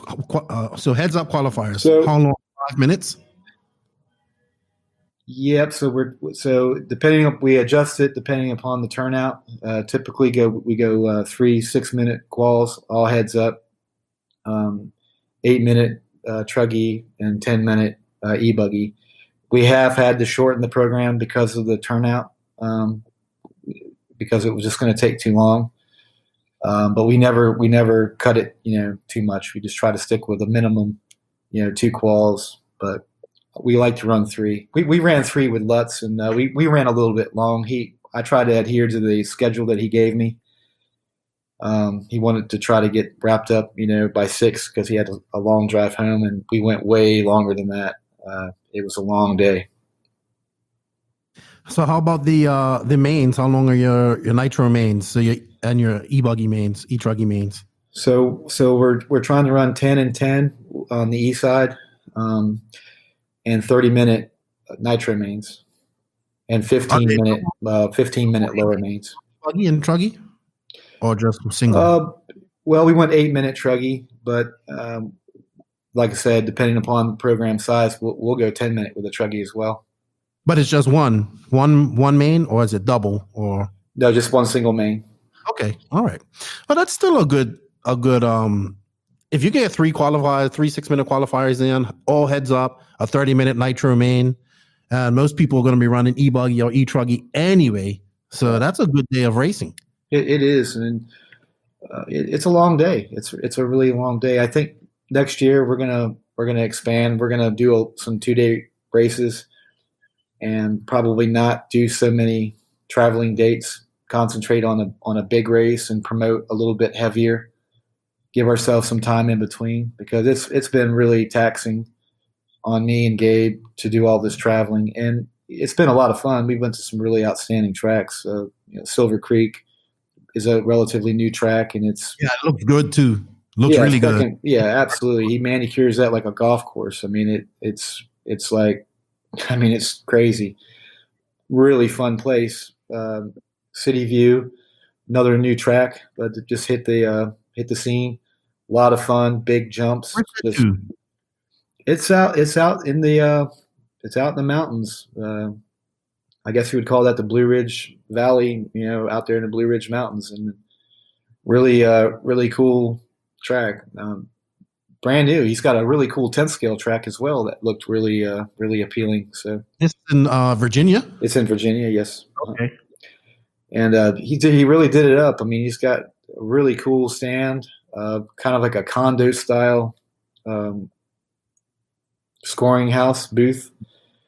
And the track is a good size. I mean, I'm really impressed with all the work he's put in a short amount of time. And he did it, relatively by himself, I think.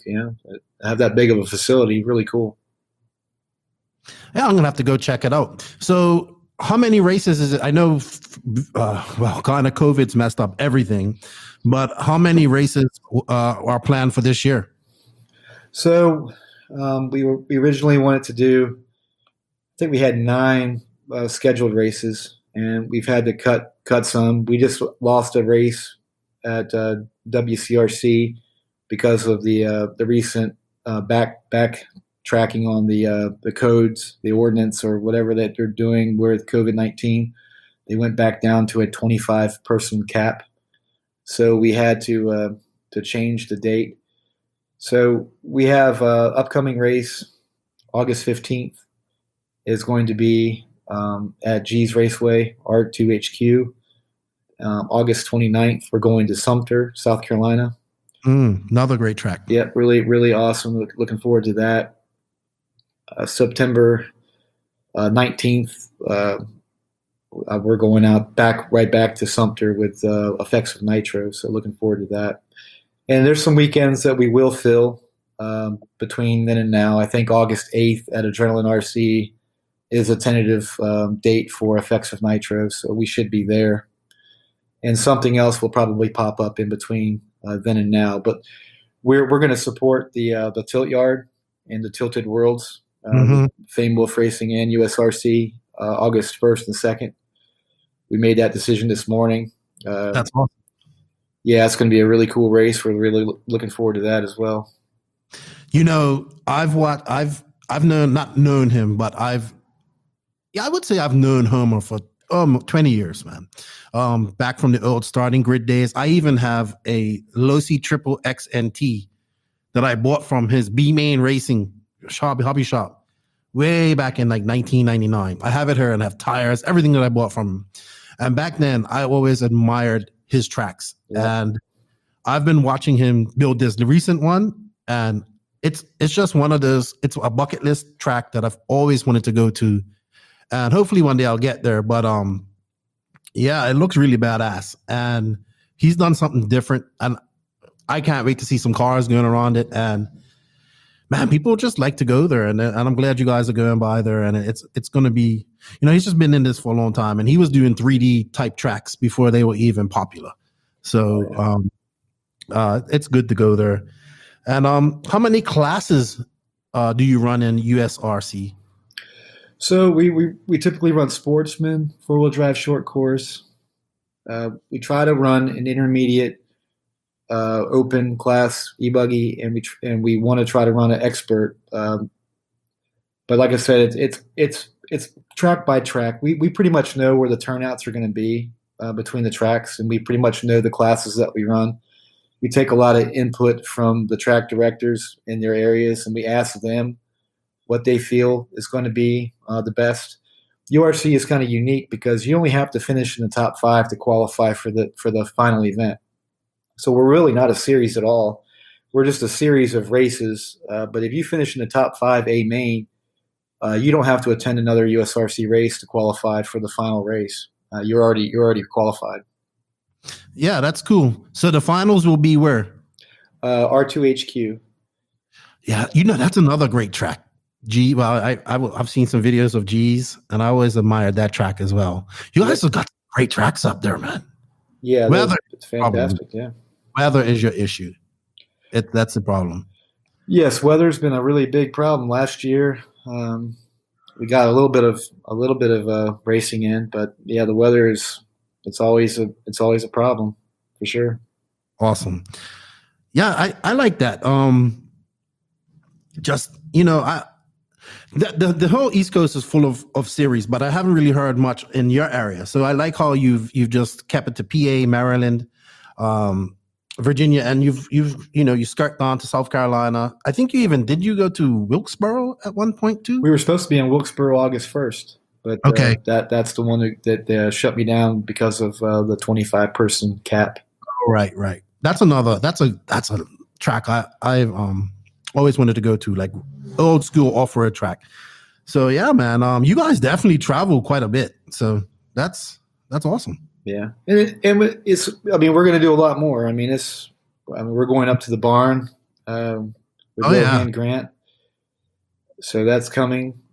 So yeah, it's going to be a lot of traveling here. We're hoping to get it all in, but between now and November, I want to try to cut this off. Mm-hmm. November 10th. I don't really want to do much after that because I want. It's kind of an important time for the country with the general election coming, and we just kind of want to let people prepare for that and kind of get ready. COVID is also, starting to expand again and create a lot of problems throughout the country. So we kind of have to be mindful. But we're going to race all the way into November, and as many dates as we can book between then and now, between both of my programs, I'm hoping we can get some really good races in. Sweet. So at these USRC races, you got all your DJ gear and you're blasting music, and it's a party. How about food and all that stuff? Is that provided by the local? Yep. So the food trucks in our area are hardcore. You have to have like a 40 to 50 plate minimum. We haven't found any food trucks that are willing to gamble and come out to an RC race. Adrenaline had one that came out a few times, and we didn't meet the quota of sales. So it just never really has been profitable. But I did apply for my food prep license, and I love to cook. You're going to be busy. So I'm gonna start cooking. Yeah. like no wonder you don't go sleep. Like now you're gonna start cooking food, and Yeah. you don't stay still, do you? No, I don't, and that's probably That's why right. I look like I'm 60 years old, and I'm. Oh, you actually look. I didn't know you was 45 years old. I thought we was about. Well, I'm 40. I go 42 in a couple of weeks, so not too much older than me. But I got a lot more gray hair than you. But that's what happens when you work with JQ. So Yeah, there you go. yeah, pretty good, pretty cool. All right, so you also have USRC. Sounds pretty awesome. I really had. I kind of have been following it, but I haven't I didn't really know too much about it. So now I do, and I think it's an awesome concept. Well, now you have keep this in mind, Keenan. The goal for USRC is we want to become larger than life. We want to do what nobody else has done.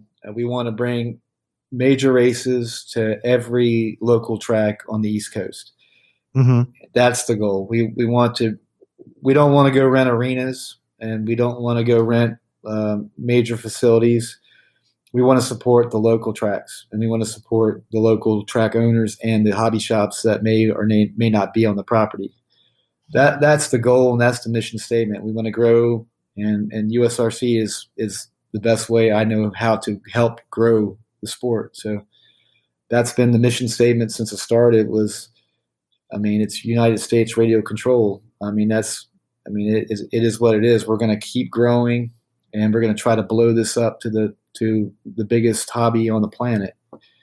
And I won't stop, until we reach the goal. Well, you know what, man? I am all, hey, let's do it, because anything, like I said, I love RC. That's why I do this podcast. It hopefully connects something and helps make what we do a little bit more cooler, because I think what we do is cool as shit. And me too. I just can't fathom how other people don't. I mean, yes, everybody thinks that their sport or their hobby is the best. So, but yeah, you had a. I'm really looking forward to seeing what they do with the video that they got from this week at Adrenaline, and yeah, what was it again? It was a camera guy and a journalist. Yep, they had a journalist and his cameraman, which is from what they explained to me is pretty typical of the shoots the field reporting that they do when they travel about. They said they shoot a lot of video, a tremendous amount of video, and they spend a lot of time in the editing to try to. And what they do is they usually give a segment. The average is like 4 to 12 minutes for a 52-minute aired taping. So we're hoping that we can meet 15 minutes worth of that segment, because I think we can convey a pretty big message to their viewers about what we do. They were so excited about coming. Greg is the journalist. He's a really great guy. He wanted to wheel a Nitro around. So Gabriel Galliano, my partner in USRC, he set up his car and they put a GoPro on it and they let this guy wheel around. And I'll tell you, he got around the track pretty good for a guy who's never driven a Nitro car. Really? Yeah. And they GoPro'd it, and it was really cool. And they were so excited. And the cameraman told me, we were doing our interviews with him, and he said, so this is similar, the way you guys qualify is like similar to real automotive racing. I said, absolutely. He goes, I find this more exciting. I dig this more. And the journalist was scheduled from like 12 to 4. He said he may stay till 5 and shoot. He stayed all night. Really? Had a beer with us, hung out, watched the mains, and took pictures after the awards. And he was just, he seemed like he really enjoyed it, So that meant a lot to me. And I think that's kind of part of it. You see new people come out and they don't leave. They stay around, they stick around, they hang out. So, the interest is there. And once you hook them, that's it, man. We just got to reel them in. Got to reel them in, yeah. And they get it. We ain't putting the bait out there, Rob. We ain't doing it. We need to do more. That will air in the fall, you said, right? Yeah, they said the taping probably most likely the fall, late fall. So we're going to keep our ears tuned. And I'll be in contact with the journalist Greg from Motor Week. and he's going to kind of keep me in the loop. And I told him, I invited him out to some of the other events, and if he wanted to shoot more video, I'd love to have him out. I even offered to pay him if he wanted to come out. So, yeah, we're looking forward to it. And, the other cool thing is they're going to share all the raw footage with us. Mm-hmm. So once they edit it and take their portions, they're going to give us all of the raw data. That way we can chop it up ourselves and edit it and make a promo video for USRC. Yes. So that was a big part of why I was so excited when they said that they were willing to do that. That is really cool. Because it's very expensive to get a videographer out who knows what they're doing with different camera angles and shots and the experience to get the good shot. So that's just another feather in the cap. Yeah, man. I was when you told me that, I was like, yeah, that was a good move, very good move. Getting the raw footage and just do something cool, man, catchy. Catch somebody's eye, and you never know where it can lead. Good stuff, man. Good stuff. All right. So not only do you have you're busy with Fame Wolf, you're busy with everything else. You're going to cook and you're doing all this type of stuff, but you also have, I believe it's another series going as well, FX of Nitro. FX of Nitro is my wife's program. So it's just a series of one-off races, one-day events. It's a different format. It's a moto style format. She liked the motocross aspect of the sport with Nitro. It was a lot less boring than watching e-buggies wheel around.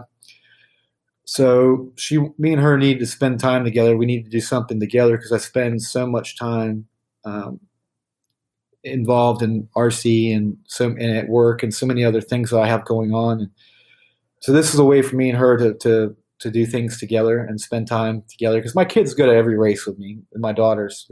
There's seldomly will you see me without one of my kids with me. So I get the quality time with them, but I don't always get it with my wife. So she said, hey, why don't I start a race program and you help me, teach me, and get me more involved. And so I said, sure. So we designed a cool logo together, picked a really cool color. I like Kawasaki, so we went with a very similar Kawasaki green logo, and I launched it with her. And our first event was at G's, R2HQ, and her very first outing outperformed any entry count that I've ever had with USRC in her very first race, and I was really, really proud of her, and we learned a lot from that event. It was a very long day. It was a 15-hour race day.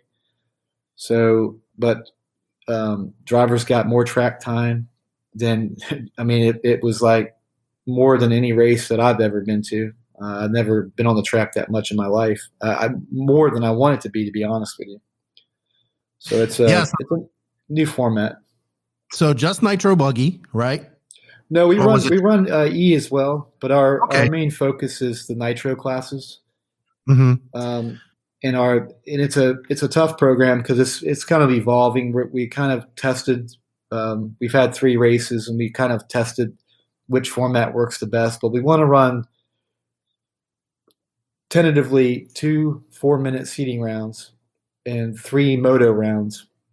The moto rounds will be 5 to 6 minutes, all heads up, and we want to use the third qualifier as a semi qual, and for the lower the guys who don't make the finals, that the third semi qual will be their final race, and it's very similar to Supercross. If you don't make the show, you don't make the show, but you've been on the track, you spent a tremendous time on the track. So it's really fair minded, and we are awarding, at her race we awarded all the lower tier guys. So which would be, we don't run mains, so there are no mains.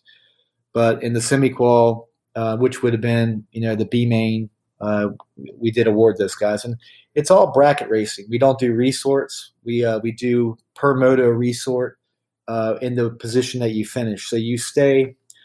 The reason I designed it that way is because I don't believe in main shaming, and unfortunately, it's a thing that happens. A lot of guys tell me, I'm not going to a big race because I'm not going to pay $100 to enter one class and finish in the Z main.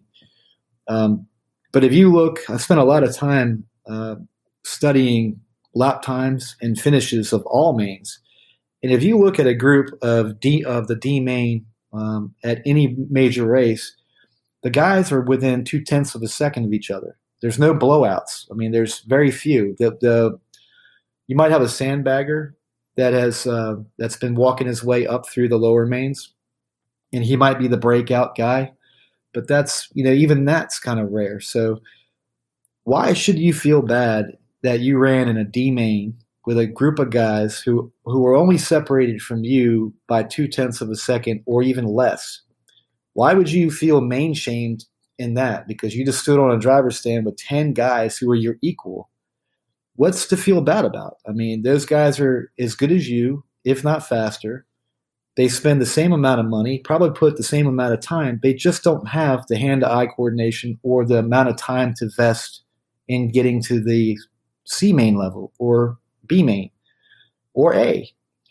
So there should be no main shaming. You shouldn't feel bad about racing with a group of guys that are your peers and your equals. So effects of Nitro, we don't main. We don't have any mains. You race with a group of guys who you're going to race with 3 times. And, there are bumps. You can bump out of that semi-qual into the final, but there's no reason to feel bad, man. You're racing with guys who are just as fast as you. There should be nothing wrong with that. And, if you don't make the finals, so what? You just spent an entire day on the track, and everybody I talked to said, man, I've never had this much time on the track. This is really cool. And I think they understood that they still had in their mindset that third race is their main, and they're okay with that. But when you look at a sheet and you don't see A, B, C, D, E, F, G mains, you don't associate yourself with, oh, I'm a slow guy, I suck, or I can't, I can't get any faster. That's BS, because who's to say you won't get any faster, but who's to say you will? But who's to say that the guys standing to the left and the right of you are going to stay right with you? You're going to, I've been racing with the same group of guys for a couple of years, and we're all very equal. I race with the same 5 guys, and we're all equal. We're learning together, getting better together. Are we going to be A main guys? Never. But I don't feel any shame in racing with those guys because I feel very competitive with them. And I know I'm not an A main guy, but I'm okay with it. So effects is really near and dear to my mindset, my vision. And I think that when people start catching on, it's going to create a final event. I think people are going to really dig the final event because it's going to be the top 15 to 10 guys in the region. And I think they're going to put on a great show, and I think it's going to be worth sticking around for. So for the spectator, to me, it's going to be cool. Yeah, I understand what you're saying. The three different final, you're racing the same guys. How much track time would you get? Say if I was to come and just race Nitro buggy, how much track time would I get? So you get the two 4-minute seating rounds in the traditional format. We keep in mind we learned a lot from that first race on how to expedite the program a little bit, and we ran into some issues with the format, but we worked those out. But tentatively, you would get 2 4-minute seating rounds, 3 5-minute moto rounds, and if you made the final, you would advance to the final in that particular class. So there will be a final for every group, all the way from sportsman, all the way short course, e-buggy, so forth and so on, truggy as well, all the way through. So there's a final event, which would typically just be your A main, really. So a lot of guys were confused by the change in the format, but if you look at it, it's the standard format. It's just a different way I associate terminology. So we're not calling it, a main or a B main or a C main. So the psychology of it is that, hey, I've been out, I've raced a lot, had a great time. I've bettered my position each moto. I'm doing my very best to make that lower end of that moto, that final moto. If I don't make it, I'm going to come back and try the next time. But there's no shame in what I did. I came out here and I kicked ass and did my best. And if I had my way, I would award everybody. And we did at that last event. I made a ton of awards and we gave a ton away. And I was happy. But that was our first race. We really wanted to try and test and tune a little bit. And we learned what worked and what didn't work. So you'll get a ton of time on the track, more so than any other format that I've ever run. And your wife, does she race? She does not, but you'd be hard pressed to not find her on the track marshaling or walking around, meeting and greeting. She absolutely loves it. She just likes to be a part of it, Awesome. Which is new. Which is absolutely new. I mean, I don't know what space alien abducted my wife, but I couldn't drag her to the track at gunpoint 3 months ago. Sounds like my wife. Maybe if my son or daughter ever get up racing, she'll be more involved. Yeah, that's good, man. I like that. Dude, you're a busy man. Busy. Yeah. Does she? Quick question. I don't know if your wife's there. Does she think we need more females racing in RC? She does, and she was really excited to see Jody Eller came out, and she was just mesmerized by her how fast she was on the track. So she's like, wow, there are some fast girls. And I said, there's a lot of fast girls. Miss Bella, who's a member of Fame Wolf. I mean, that girl is fast. So there are some really quick females, and she's excited. And she asked me to take her to the track and let her wheel around a little bit to see how she feels about it. So you never know. You might see her out there at the track racing before too long. Yeah, that's another thing I'd like to see is definitely a lot more females racing. I want to see. I know people say they should race with the men, but I would like to see a female main one day, and see who's the best out of all the females. It'd be great. And yeah, that would be cool. I would love to see it. So I got a message right here, and it's from your team manager and Ryan Schaefer. What's up, Ryan? And he just goes say to Rob, holy cow, Rob Issac, and you know what I'm saying. Huh. Well, Ryan was recently promoted to the team manager role, so he's running the show now. Yeah, he just said say that, and you would know what he's talking about. I don't know. So, couple of questions here before we wind on. You're a promoter, you're a racer. You got so much things going on. We kind of touched on it. What do you honestly think of the state of RC right now? What can we do? What direction do we have to go into to change, to make things different, to get more people at tracks? And like like a lot of people, like I said, a lot of people sit there and say, oh, we're doing okay, and let's keep on doing the same thing we've been doing over and over again, expecting different results. But what would you like to see change? If you could change something right now. So I think TV coverage is where we need to be and what we need to see. I think we need to have a wider audience and a way to reach more people. And I think that TV would be the way to go. I just don't see. Me and Tanya, my wife, were at Outback 2 weeks ago on a Saturday, and the bartender turned on the TV, and it was cornhole. And we were watching a cornhole tournament on ESPN. And the first thing she thought, and I thought, was, this is the most boring thing we've ever watched in our lives. Why couldn't they air a RC race, an A main of an RC race? I mean, I think people would be captivated and like blown away by what they're seeing. These little cars whipping around the track, blowing smoke, and I mean, how cool would it be? I don't know why we have not been able to achieve that. I think that would be the number one way. And second, I think that instead of concentrating on these huge and major events, people saving up for 6 months to go to one major event.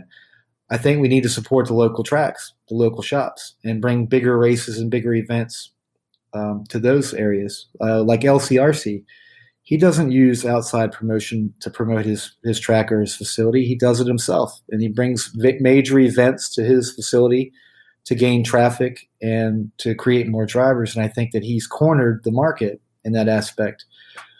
So I think we need to do the same thing and support the tracks and support the shops, because if we don't, we're all going to be stuck with only being able to go to these major events. How can the hobby grow if a guy like me is too intimidated to go to PNB because of all the pressure, the anxieties that go along with it? I mean, I wouldn't go there to party and hang out. I'd go there to compete and do my best. Maybe if I can get into a different mindset, but I just can't. So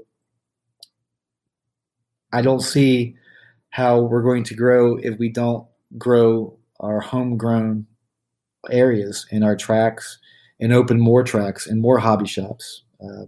Adrenaline RC, Seth Hardison's got a very good vision for what he wants to do. He takes the young kids, cultivates them, works with them. Jake works with them. And he wants to expand that vision and maybe even franchise Adrenaline RC. I think he's working on another facility, not so much a track, but another shop. And so I think that's the way to do it. So, I mean, small local racers, small teams, small promoters like me, guys who coming in, let's save our money and support the local track. I mean, I'm not knocking the big races. Dave Leacomb's got to make a living somehow, right? I mean, these guys, Joey, all these big guys have got to make a living. I respect what they do and what they bring to the table, but to me, that's the equivalent of NASCAR. So I would have to save a while to go to Daytona to watch the Daytona 500, or I can go right down and see more captivating races and actually smell the nitromethane in the air and actually taste the dirt at my local late model track. And to me, if that late model track wasn't there, would I ever be into automotive racing? Would I ever be inspired to do it? Would I ever take the chance to do it or to become a part of a race team? I wouldn't. I would have no ability to do it. So how are the newcomers going to get a taste of what we do if we're not doing it at the local level? So you could say, oh, well, there's a great race at DNC. Okay, great. But little Johnny just got his first, tracks of Slash. How are we going to get him involved? What are we going to do to make him want to keep coming back? How about more really cool races at our local track? How about more really cool club events? And you go to a club race and there's 12 guys there. I mean, come on, guys. But there's 800 entries at these major events. But you got 12 entries at your local track's club race on any given night. I mean, it's just completely lopsided, and we have to change that for sure, or we're doomed. We're absolutely doomed. You're going to see the 40-plus class continue to grow, and nothing else if we don't change this. I can absolutely agree with you. I used to, I'm all about I love big races. I mean, I can't, unfortunately, I don't live where I can go club race and whatnot. If I lived in America, I would definitely club race. And my attitude towards a lot of that has changed. I know Drake always says we need to get back to club racing and we need to do that. And I actually absolutely agree with you. To these tracks and supporting these tracks. Obviously, these guys have to make a living. Like, people don't make a lot of money running tracks. That's for sure. We all know that. In fact, most people lose money running tracks. So, yeah, I can agree with everything you said, and definitely hobby shops, man. Hobby shops have to hit it from the 3-prong attack, which is a good hobby shop, a good online presence, and a good track. So I agree with everything you said. Yeah. And I'm not coming off being harsh to the promoters who spend thousands and thousands of dollars and countless hours making these events really cool. I'm inspired by them. I mean, I watch every one of the 5150 production videos of all the major races, and I dream of, man, I'd love to be there with those guys. And I have team guys that go to these events and are a part of it. And it's just at my level and at my comfort level. I'm excited to go to club races, man. I mean, I'm competitive. I'm able to sometimes podium at the club level. And I'm excited to go to the races every week. I prep all week long for a club race. I mean, I am out there in my garage or downstairs in my RC room prepping and getting ready for a club race. And I find a lot of stress relief in that. And I think that it's the club level is the way to grow it. And if we don't do that, then we're all going to be stuck saving our lunch money to go to PNB. Which is fine, but what's that going to do for our local tracks? What's it going to do for our local hobby shops? I mean, A-Mains, they're going to be fine. They don't need any help. These major retailers are going to be fine. They're going to sell kits. They're going to promote their products, and they're going to continue to grow. But the poor track owner that's only sold 2 kits all week, and he's got a $6,000 a month rent to pay, and dirt to buy, track maintenance, employees. How can they make it? I mean, what can they do? So it's heartbreaking. Yeah, it really is. It comes down to, we just need more people doing this. The more people doing this, the better it is for everybody. Absolutely. And I'm with you, man. I want to grow this. I mean, I've done several podcasts. And I always say the same things. I want to grow it. Me at the track, I'm a different person. I mean, I'll be the first to tell you, I'm not unapproachable, but I'm rough, man. I mean, I'm there and I'm in it. And Fame Wolf Racing, I mean, we have a good time at the track. I mean, there's always beer in the cooler. There's always food. I mean, we're always trying to do something to make it fun and interesting. When I come to a race. Beer in the cooler and food and a good time. That's all I care about those days at races. Yeah, I mean, it's when we can. I mean, the Tilt Yard to me is going to be a vacation, 3-day vacation. Go there, camp, and have a good time, and hopefully cook some good food and have some good times. And I mean, that's what it's all about, right? I mean, local. That's what it is. That's the local. Yeah. That's what a lot of people forget is getting together. I always say this: RC.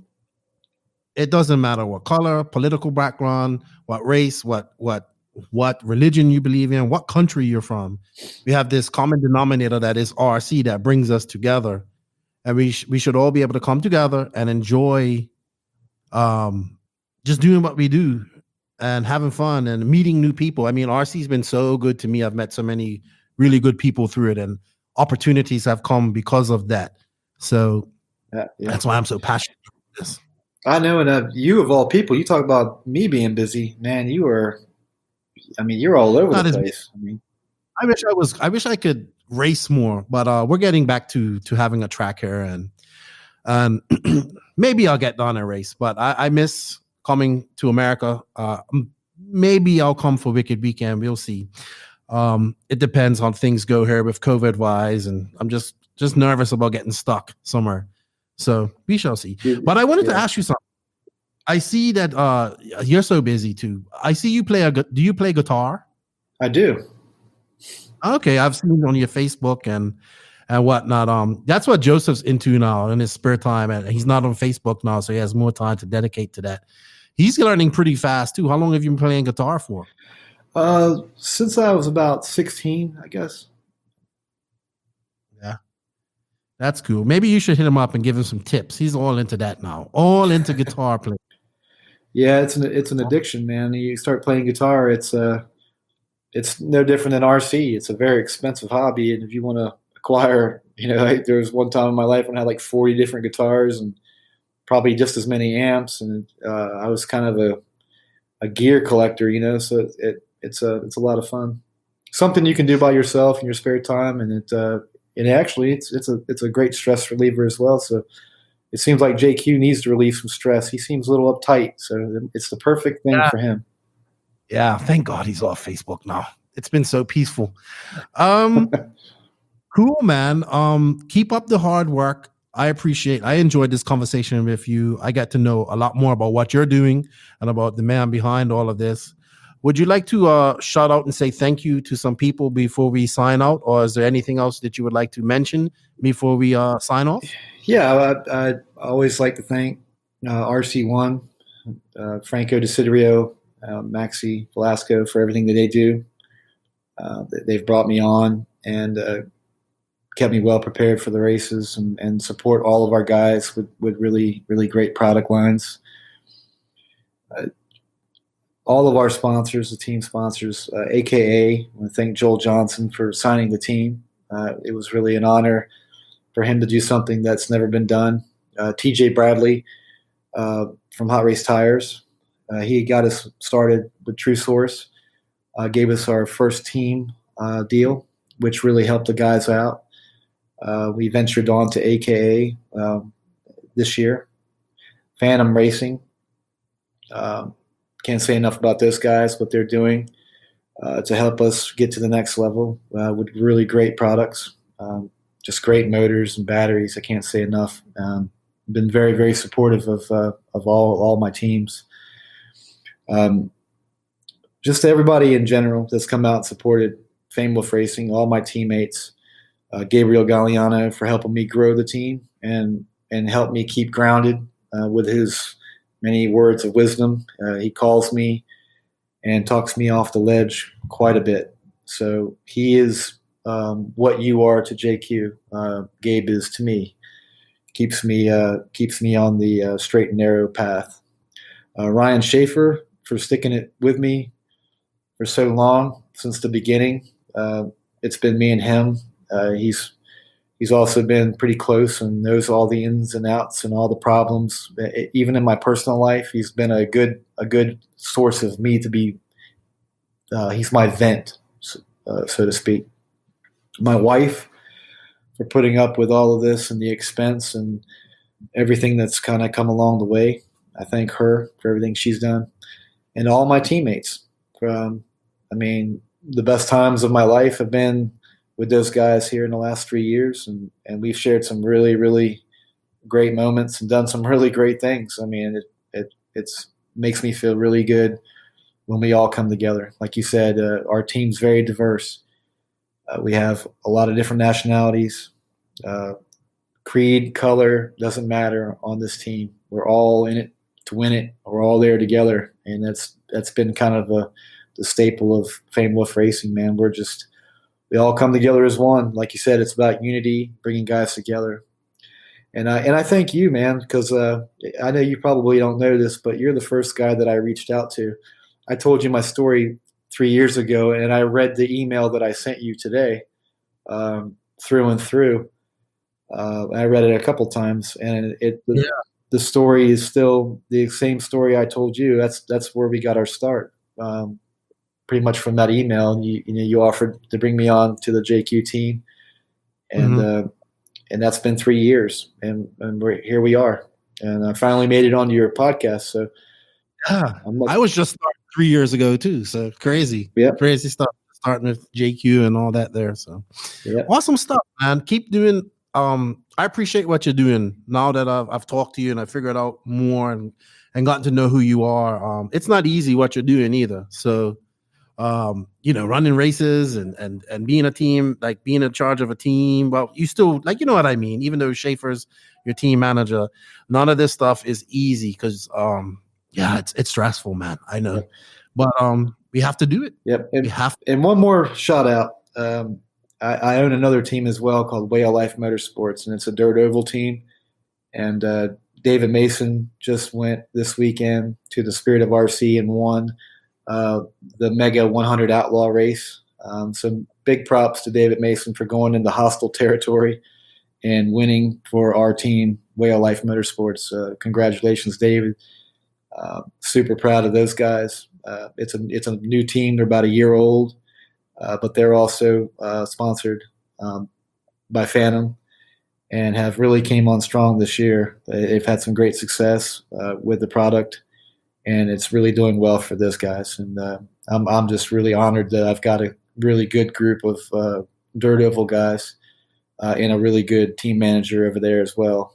Stan Gruber, phenomenal guy. He's just the most easygoing guy ever, and he's kind of leading that team.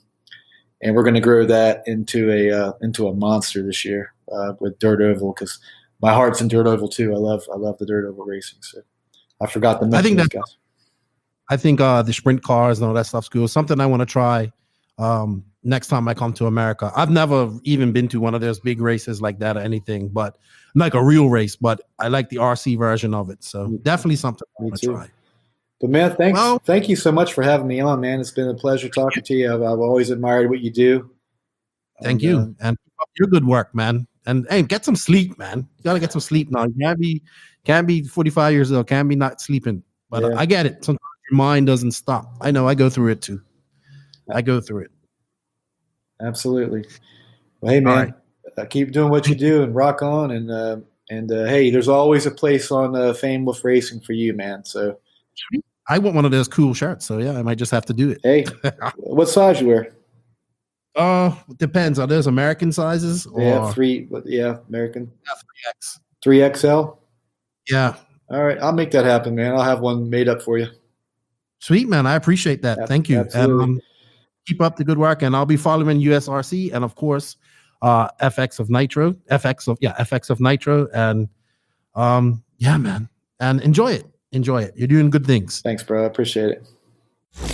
Are you tired of running laps against a clock? Are you tired of qualifying all weekend for a short little main event and cardboard trophies? Well, you better start packing, because your summer is about to sizzle. Scale Racing Sports and BeachRC.com present the newest off-road indoor arena racing event on the East Coast, the Summer Sizzler.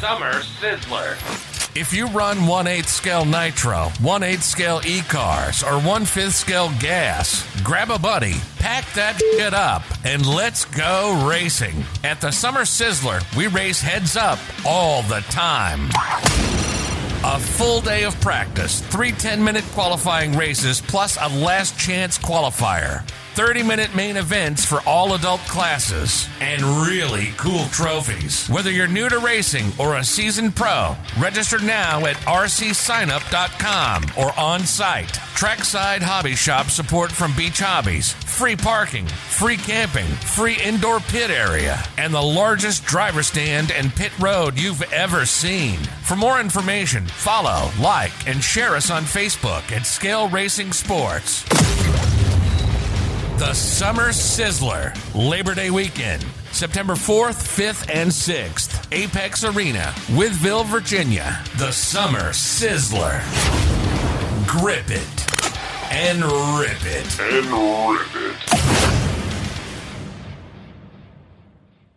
This part of the podcast is brought to you by Rob's Oil. Rob's Oil has everything covered for your AMSOIL needs. Just hit up www.robsoil.com. Order your oil and it will be delivered to wherever you want. So when it does come to me going back to America and going to California, I'm going to hit up Rob's Oil, send some oil to Greg's house so he can get it changed and some filters, because we got to keep that janky JQ van going. Why AMSOIL, you may ask? Because AMSOIL makes top quality synthetic lubricants for your car, truck, motorcycle, boat, four-wheeler, snowmobile, lawnmower, and anything else with an engine. Even the 5th scale guys are using AMSOIL products and lubricants, as well as some guys are using them in RC and the cleaners and all that stuff. Good stuff. They make a whole bunch of good products. AMSOIL lubricants are designed to help your equipment run at peak efficiency and last longer. Join the millions of proud AMSOIL users to experience the difference. Also, AMSOIL products are formulated, blended, and packaged in the USA. Why Rob's Oil, you may ask? Well, Rob is an RC racer. Him and his son race regularly. They love RC. They're big supporters of the podcast, and they're a small business. And we need to support each other in this RC community and help each other out. So go to www.robsoil.com, place your order for your AMSOIL products, and not only will you be supporting a fellow RC racer, but you will be supporting the podcast as well. Thank you, Rob, for your support. And now on to the JQ Janky Gypsy Tales solo, because I'm flying solo today. And actually, for this part of the DNC trip, Joseph isn't needed because he wasn't there. And it's going to be pretty short and sweet. It's RC related, but it's also life related. So after we had planned on me driving the van across America, which is a whole other story, even though Joseph was there, I want to tell it when he's there because it's funny. I stayed at Jay Smoker's house for a little bit, and I was like, Joseph, I had told him, I said, I'm going to pop up and see my dad. I hadn't seen my dad for 21 years. He left Bermuda when I was like 14, and I went up when I was about 17 to see him, and I never went back. And we talked a lot on the phone, but I'd never been up to see him. I had a little brother. Growing up, I had seen him when he was younger. Then I had a little sister. I'd never seen her. And just, I had a really still had a good relationship with my dad, talking to him and whatnot, but I hadn't seen him. So we had been talking, and he had gotten sick. I was like, Joseph, I'm gonna fly up to Seattle, because he lived in Seattle, Tacoma, and I'm gonna go see my old man for a couple of days. And I did that. So I booked some tickets. Sometimes in life you just got to do things, just on the fly. I've kind of been living my life has been an adventure ever since my accident. So going up to see my dad was something that I'm glad I got to do, and I wouldn't have been able to do it if I didn't go to DNC. So I hopped on I can't remember what plane, American, flew up, rented a little car, found my dad's house, got to see him a little while. He was really sick. He had cancer, so he was fighting it really hard, but he had really infection and all that stuff. So he has on a lot of meds, but he's still able to see me and talk, and we got to talk and sit down, and it was really good to do that. And then my brother, I got to hang out with him. So apparently during this time, there was a big race going on called the Holiday Hangover that happens in the Pacific Northwest. So I knew a few guys up there, Tim Wallace and another friend that was up there. I didn't know Monty Houston at this time. So he saw me up there. I was like, you didn't speak to me. I was like, I didn't know you. So me and my brother and I, we drove out to Moses Lake. It was about a 2.5 hour drive. So I let my brother drive because I think I was making him nervous with my drive. It's still not too experienced driving in America. So we're going up through these mountains. It starts snowing. I'm like, it's late February, early March. It's snowing. I'm like, dude, I've never driven in snow. So we're going through his drive, and I'm like, we can't stay up here too late because we might get snowed in up here. So we go to Moses Lake. Ryan Lutz was at this race. I went up to see Tim and his buddy, and I was just shocked at the amount of people up there racing in the Pacific Northwest. And this is kind of what has got me into really admiring what they do up there. Indoor horse arena, purpose-built track, people racing, pitting outside, pitting inside. It was a good, well-attended race. Holiday Hangover. Hope to make it up there another day sometime. And maybe meet Rob as well, because he's up from that area, I believe. But just an experience that I was able to go up and see my dad, and also do some RC stuff at the same time, and see a whole different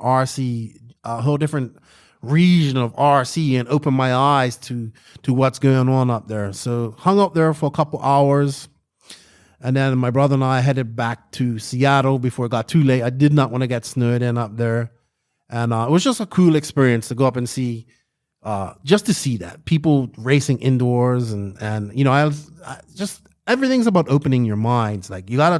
Traveling opens up your minds, and even this was just a short travel. I never would have thought to go up there. So I head back to Seattle, spend a couple of days with my dad, and my brother and my sister. And we just bonding, having fun, because we never have spent time together. And his wife, who I knew, she was from Bermuda, nice lady. And yeah, just different. Seattle was different. I remember I went up there in the summertime before, and it was really nice. On the wintertime, I don't know if I can handle it. Too rainy, too cold.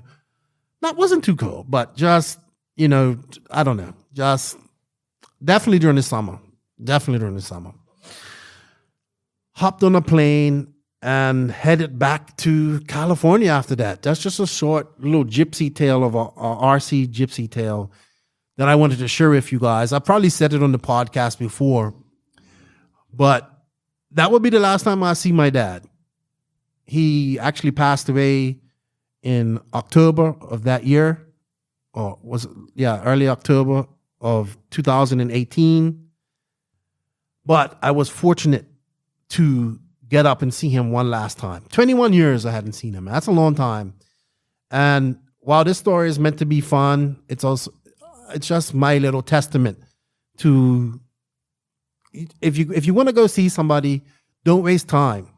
Time is promised to nobody. Time is the one thing we're all limited on. If you want to do something in life, do it, because you never know. Tomorrow is not promised to nobody. And through RC, I was able to go see my old man once again. And I'll never, and people probably, wow, why you love RC so much and you're packed a bit. And that's reasons like that is why. Because of RC, I got to go see my pops again one last time before he passed away. And I'll never forget that. So, yeah, a kind of somber but testament gypsy tale, short and sweet. I was going to include this in this one anyway that I was going to do with Joseph, because we're going to talk about the trip across America. But I just wanted to say thanks to Joseph and all the people that support JQ Racing, because if it wasn't for those guys, I wouldn't have been able to do that. I know this is an RC podcast, but if you haven't seen a relative or a friend in a long time, make that effort to go see them. I have to take that advice myself, because I have to go home and see my family in Bermuda. But RC is awesome, and RC allowed that to happen. And that's this. I want to give back to RC as much as I can and make it as awesome as I can. Try to make it as awesome as I think it should be. So next week we'll be back with some funny RC gypsy tales. I've got a few guests lined up that know Joseph as well. I got a few of my Bermuda friends lined up. We're going to talk about some of our travels from when we went, and it's good to catch up with the Bermuda guys too. We had some fun times as well. In fact, we were just talking about it the other day on a WhatsApp chat. Thank you to Rob Zoy for sponsoring this, and thank you guys for listening to my little rambling testament for 9 minutes. And hey, up next is the JQ Racing Rant. We are now at that point of the show where you should fasten those seatbelts and put your big boy pants on. Whoa. Things are about to get serious. It's time for the JQ Racing Rant. We're back. We're back with the JQ Racing Rant. If you get offended fast, don't listen to this part of the podcast, because we're back. What's up? You were saving this rant. You didn't have time. We didn't have time to do it last week. So it's been simmering deep within inside you. I'm not even going to say, I don't even know what this is about. So you know what? The floor is yours, Joseph. This is a general rant. This isn't an RC rant per se, but of course it affects RC too. This affects everything in life, because it's about something that we all do. All people do this, but we all do it to different degrees. And the reason I'm ranting about this is when people do this so blatantly, like so obviously, and I don't think that they can be so blind that they don't see this. It's like they see this issue, but they just don't care. Or I don't know how they convince themselves that it's okay. I really don't. And it has to do with hypocrisy. We're all hypocrites. All of us are. We all have something that we believe in, that we support, or that we say, but then our actions don't quite align with that. So let's say, like, just a simple example, like someone saying, oh, I'm so against animal abuse and I'm for animal rights and this and that, and then they go buy mincemeat at the grocery store, and do you see what I mean? Like they say that they're against something, yet they eat meat. Like if you really truly passionately are against animal cruelty and you believe in animal rights and this and that, then I think you should be vegan, or then at least sort of not support the big industrial scale meat industry. You know, I don't know. I'm sure there are some kind of hippie sort of, what's the word I'm looking for? In Finnish, it's luomu. What do we? It's like when it's natural. What, like when an animal dies naturally or something? No. Like they do, like let's say a farm, like it's organic farm. Organic. Yeah, organic. Yeah. Mhm. Like I'm sure there's some, organic meat and eggs and all that stuff. Like animals are treated well and all that stuff. So my point just being like, we all do this. We all have things that we believe in, things that we're against, but we all prioritize them somehow. Like, oh, it's just so convenient to eat this Big Mac. It's just so convenient to eat meat and eggs and this and that. Like, I care about those things, but I don't care that much. So I'm just going to go ahead and be comfortable in my own life, right? We all do that. Yes, of course. We do it. Yeah. We all do it. My problem is when this kind of thinking goes too far, in the sense that the things that are affecting our lives and the things that we consistently say that we care about, we still aren't doing the right things. That's annoying to me. Just this kind of thinking, like, for example, people, they say like, I support the little guy, I like to support small businesses and I like to support my friends, and they talk the talk, right? But they don't walk the walk. So instead of supporting your friend who has a business, for example, they buy from corporations. They support corporations. Instead of just supporting your friend who has a business, for example, you ask for something for free or a discount. And when you don't get it, you go and buy something at full retail from a corporation. It's crazy, isn't it? Right? How can you say that you support your friends, you support people who are entrepreneurial and doing good things, and this, like, you say those things and you post posts and you post memes and you do this and you do that, but you don't fucking go in your pocket and support it by buying something or joining whatever they're doing, or like, do you see what I mean? Like, you don't do that. You ask for a discount, you ask for free. When you don't get it, you turn around and you go to some big faceless corporation and you support them without any question. That's one thing you see in RC too. It's prominent in RC. It's prominent, super prominent. Yeah, it's like, or for example, like, I completely agree with this person or this company and these opinions. Like, this is awesome. And then you support someone who basically is against that. So it's like ideologically you are aligned with one group or one entity, but then you don't support them. You support someone who is against that. It's like two different points of view at the same time in someone's mind. Like, how does that work? Actually, sorry, go ahead. Yeah, what were you gonna say? Well, I just looked up that meme that we see pop up a lot, and it says, "Friends will ask for discount prices. True friends will pay full price to support you, your time, your time, and your work." And we even came up with a quote earlier this week. Give me free shit, watch me fail, and it's all your fault that I failed. Yeah. That's a whole different story. Yeah, that's true too. Yeah. It's if you want to give somebody a discount, like, look, I've asked for discounts. I'm not gonna. I get it from her, haggling her in a DR, but I'm quick. I'll pay full prices, man. I do. I mean, if somebody wants to give me a discount, so be it. I'm not gonna ask for much. I'll be like, hey, if you could help me out with that, that'd be great. And maybe it's a person I buy from all the time. But man, I feel you on this one, Joseph. I honestly feel you on this one. I mean, we go through it. Yeah, but it's not only that. I'll give you another example.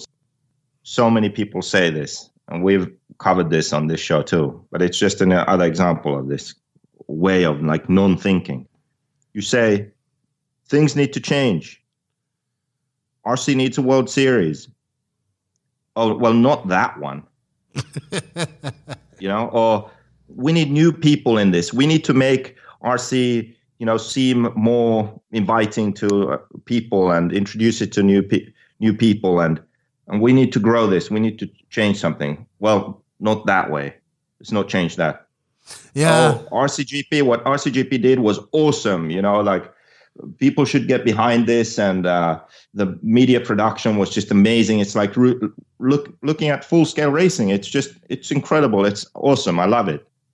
But I'm not going to join it or support it, or we're not going to join. It's just not right. It's too big of a risk. We don't really know what it's all about. Like, maybe they should have done, like, maybe it should have been free for everyone, and so we can see what's going on. Like, what the fuck? Like, people can't even have an opinion and then stick by it. Like, it's put your money where your mouth is. All these different things, all these different topics. These are, at the end of the day, many of these things are not complicated, really. If you really want, if people on an individual level really wanted to understand problems, figure out solutions, they could do it. But they can't even sit down for 5 minutes and get their own thoughts straight in their head. So they don't know what they think, and they just go with the flow in any given situation. They just shoot from the hip. Boom, whatever, however they felt at that moment. Instead of figuring out what the fuck their opinions actually are and then sticking by them. That's how you make progress. That's how you improve on any given situation. You take all the facts, you study them, you figure shit out, you make up your mind. Okay? After you've made up your mind, then you work towards the solution consistently. And along the way, if you find out that when you made up your mind, you didn't have all the information, or you made a mistake somehow, then you adjust along the way. But you don't just completely change and be like, this opinion today and that opinion tomorrow. In this instance, I am of this opinion. In this other instance where it's not beneficial for me, I'm going to be on the complete opposite opinion. It's fucking bullshit. It's so annoying. That's one reason, actually, why I wanted to leave Facebook, because this kind of thinking always goes on, right? But on social media nowadays, there are companies who take advantage of this. Like, they are spending money making fake memes and ads and targeting people with all this propaganda to try and, like, make them a certain opinion, make them have a certain opinion. And it's just so annoying to see people fall for it. And oh my God, I just wanted to get out of that shit. Because the thing is that I think all of us human beings, like I said, we're all hypocrites to some extent. I think it's human nature to be selfish and greedy. I think so. Deep down, that's how we are. We care about ourselves. We care about then eventually, like, our family, the people we love. That's how we are. That's how we operate. But we live in a world where that's not compatible with the society we've created. We need to care about more than just ourselves or our families, And the problems we see, I think, almost all boil down to this problem in people. The fact that they don't make up their minds, and they lack integrity. People are far too hypocritical in everything in their lives. Do you see my point? Oh, you definitely got on your soapbox. I can tell that this has been simmering for a while. But a lot of what... Yes, because it doesn't matter if it's a big thing, the worldwide protests, this and that, or if it's a small thing like supporting your friend's business, or if it's a slightly bigger thing in the small thing of RCGP, for example. It's just everything, every kind of different thing that we do in the world. Yeah. These are the problems that we face. Unfortunately, Joseph, the world is not perfect and nobody is perfect. And nobody's perfect, man, but we can all strive to be good people at the end of the day. And being a good person, like we talked about a lot, it's about who you know in life. I try to listen to everybody. I try to conversate with everybody because you learn when you talk to people. You learn when you listen what their thoughts and where they come from. And maybe you can affect change by talking to them and showing them things differently. That's my way of doing things. But I also understand that different circumstances make people believe and make people feel different ways. Like here in the DR, it's a lot of stuff that I would consider like I think is just silly and ignorant. Like, for instance, something silly. My wife thinks that if you're hot and sweaty, even just as simple as this, if she's been ironing, she refuses to go to the fridge and open up the fridge because, it's going to give you a stroke. That's ridiculous. But this is what, like, not just her believes it. Like, her mom believes it, and all these people believe it. And I'm like, I'll come in, I'm all hot and sweaty. I'm like, look, see, I'm opening the fridge. I'm putting my head in top of the fridge, and nothing's happening. So a lot of people are maybe what is good to them is different from what you understand. Like everybody has different circumstances, different cultural upbringings, everything. So it's different. Like when I first moved her to the DR, like I would have never thought of giving a cop money to let me go. But now that I'm her, it's normal to me. Like it's part of life. Is it right? Probably not, but it's the way to get by her. It's either give them 100 pesos or they're going to take you to the jail and just make your life a living hell. What would you rather do? So I don't know, man. I think what happens in life, it depends on your circumstances, where you are, how you grew up. People grow up in Finland different from people that grow up here in the DR or in Bermuda, or we grew up different in Bermuda than people in America. So it's a lot of things, a lot of circumstances. I think we have to all take that into account. But at the end of the day, I think people should just strive to be better in whatever they do. Be better people, help people out more. I think I find myself doing that more now. Little things. Like the guy who has one arm and one leg, who I see outside the supermarket all the time. He can't work. He can't do nothing. So I give him like money. Like every time I see him, I give him, even if it's 100 pesos or 50 pesos, I always give him more. Because to me, that's like, yeah, man, this guy can't work. Like, he's got one leg and one arm. He's just help people out. I don't know, man. I don't know. I see a lot of unselfish acts here in the DR too that make me like things. Like, like people don't have anything. You go to their house. Maybe it's a shack. Maybe it's, but it's theirs. They're always going to make you something to eat. Send the little nephew down to the Kamado to get a little packet of coffee and make you some coffee. Stuff like that. So it's different. Like society and life are moving in another. Are you still here? Are you listening to me? Yeah. Society and life are moving and a lot of different in forward. And when you move forward and technology is advancing, technology doesn't have feelings, it doesn't have compassion, it doesn't have empathy or apathy. Whatever the word is. So we're moving to like where everything, like literally, like people can be in the same room and we could be instead of talking to each other, we'd be texting to each other. That's the type of life the less communication, the less actual physical communication we have with people, the more immune to lots of things that we get. While I love social media and it's great for a lot of things, that's one of the worst things about it.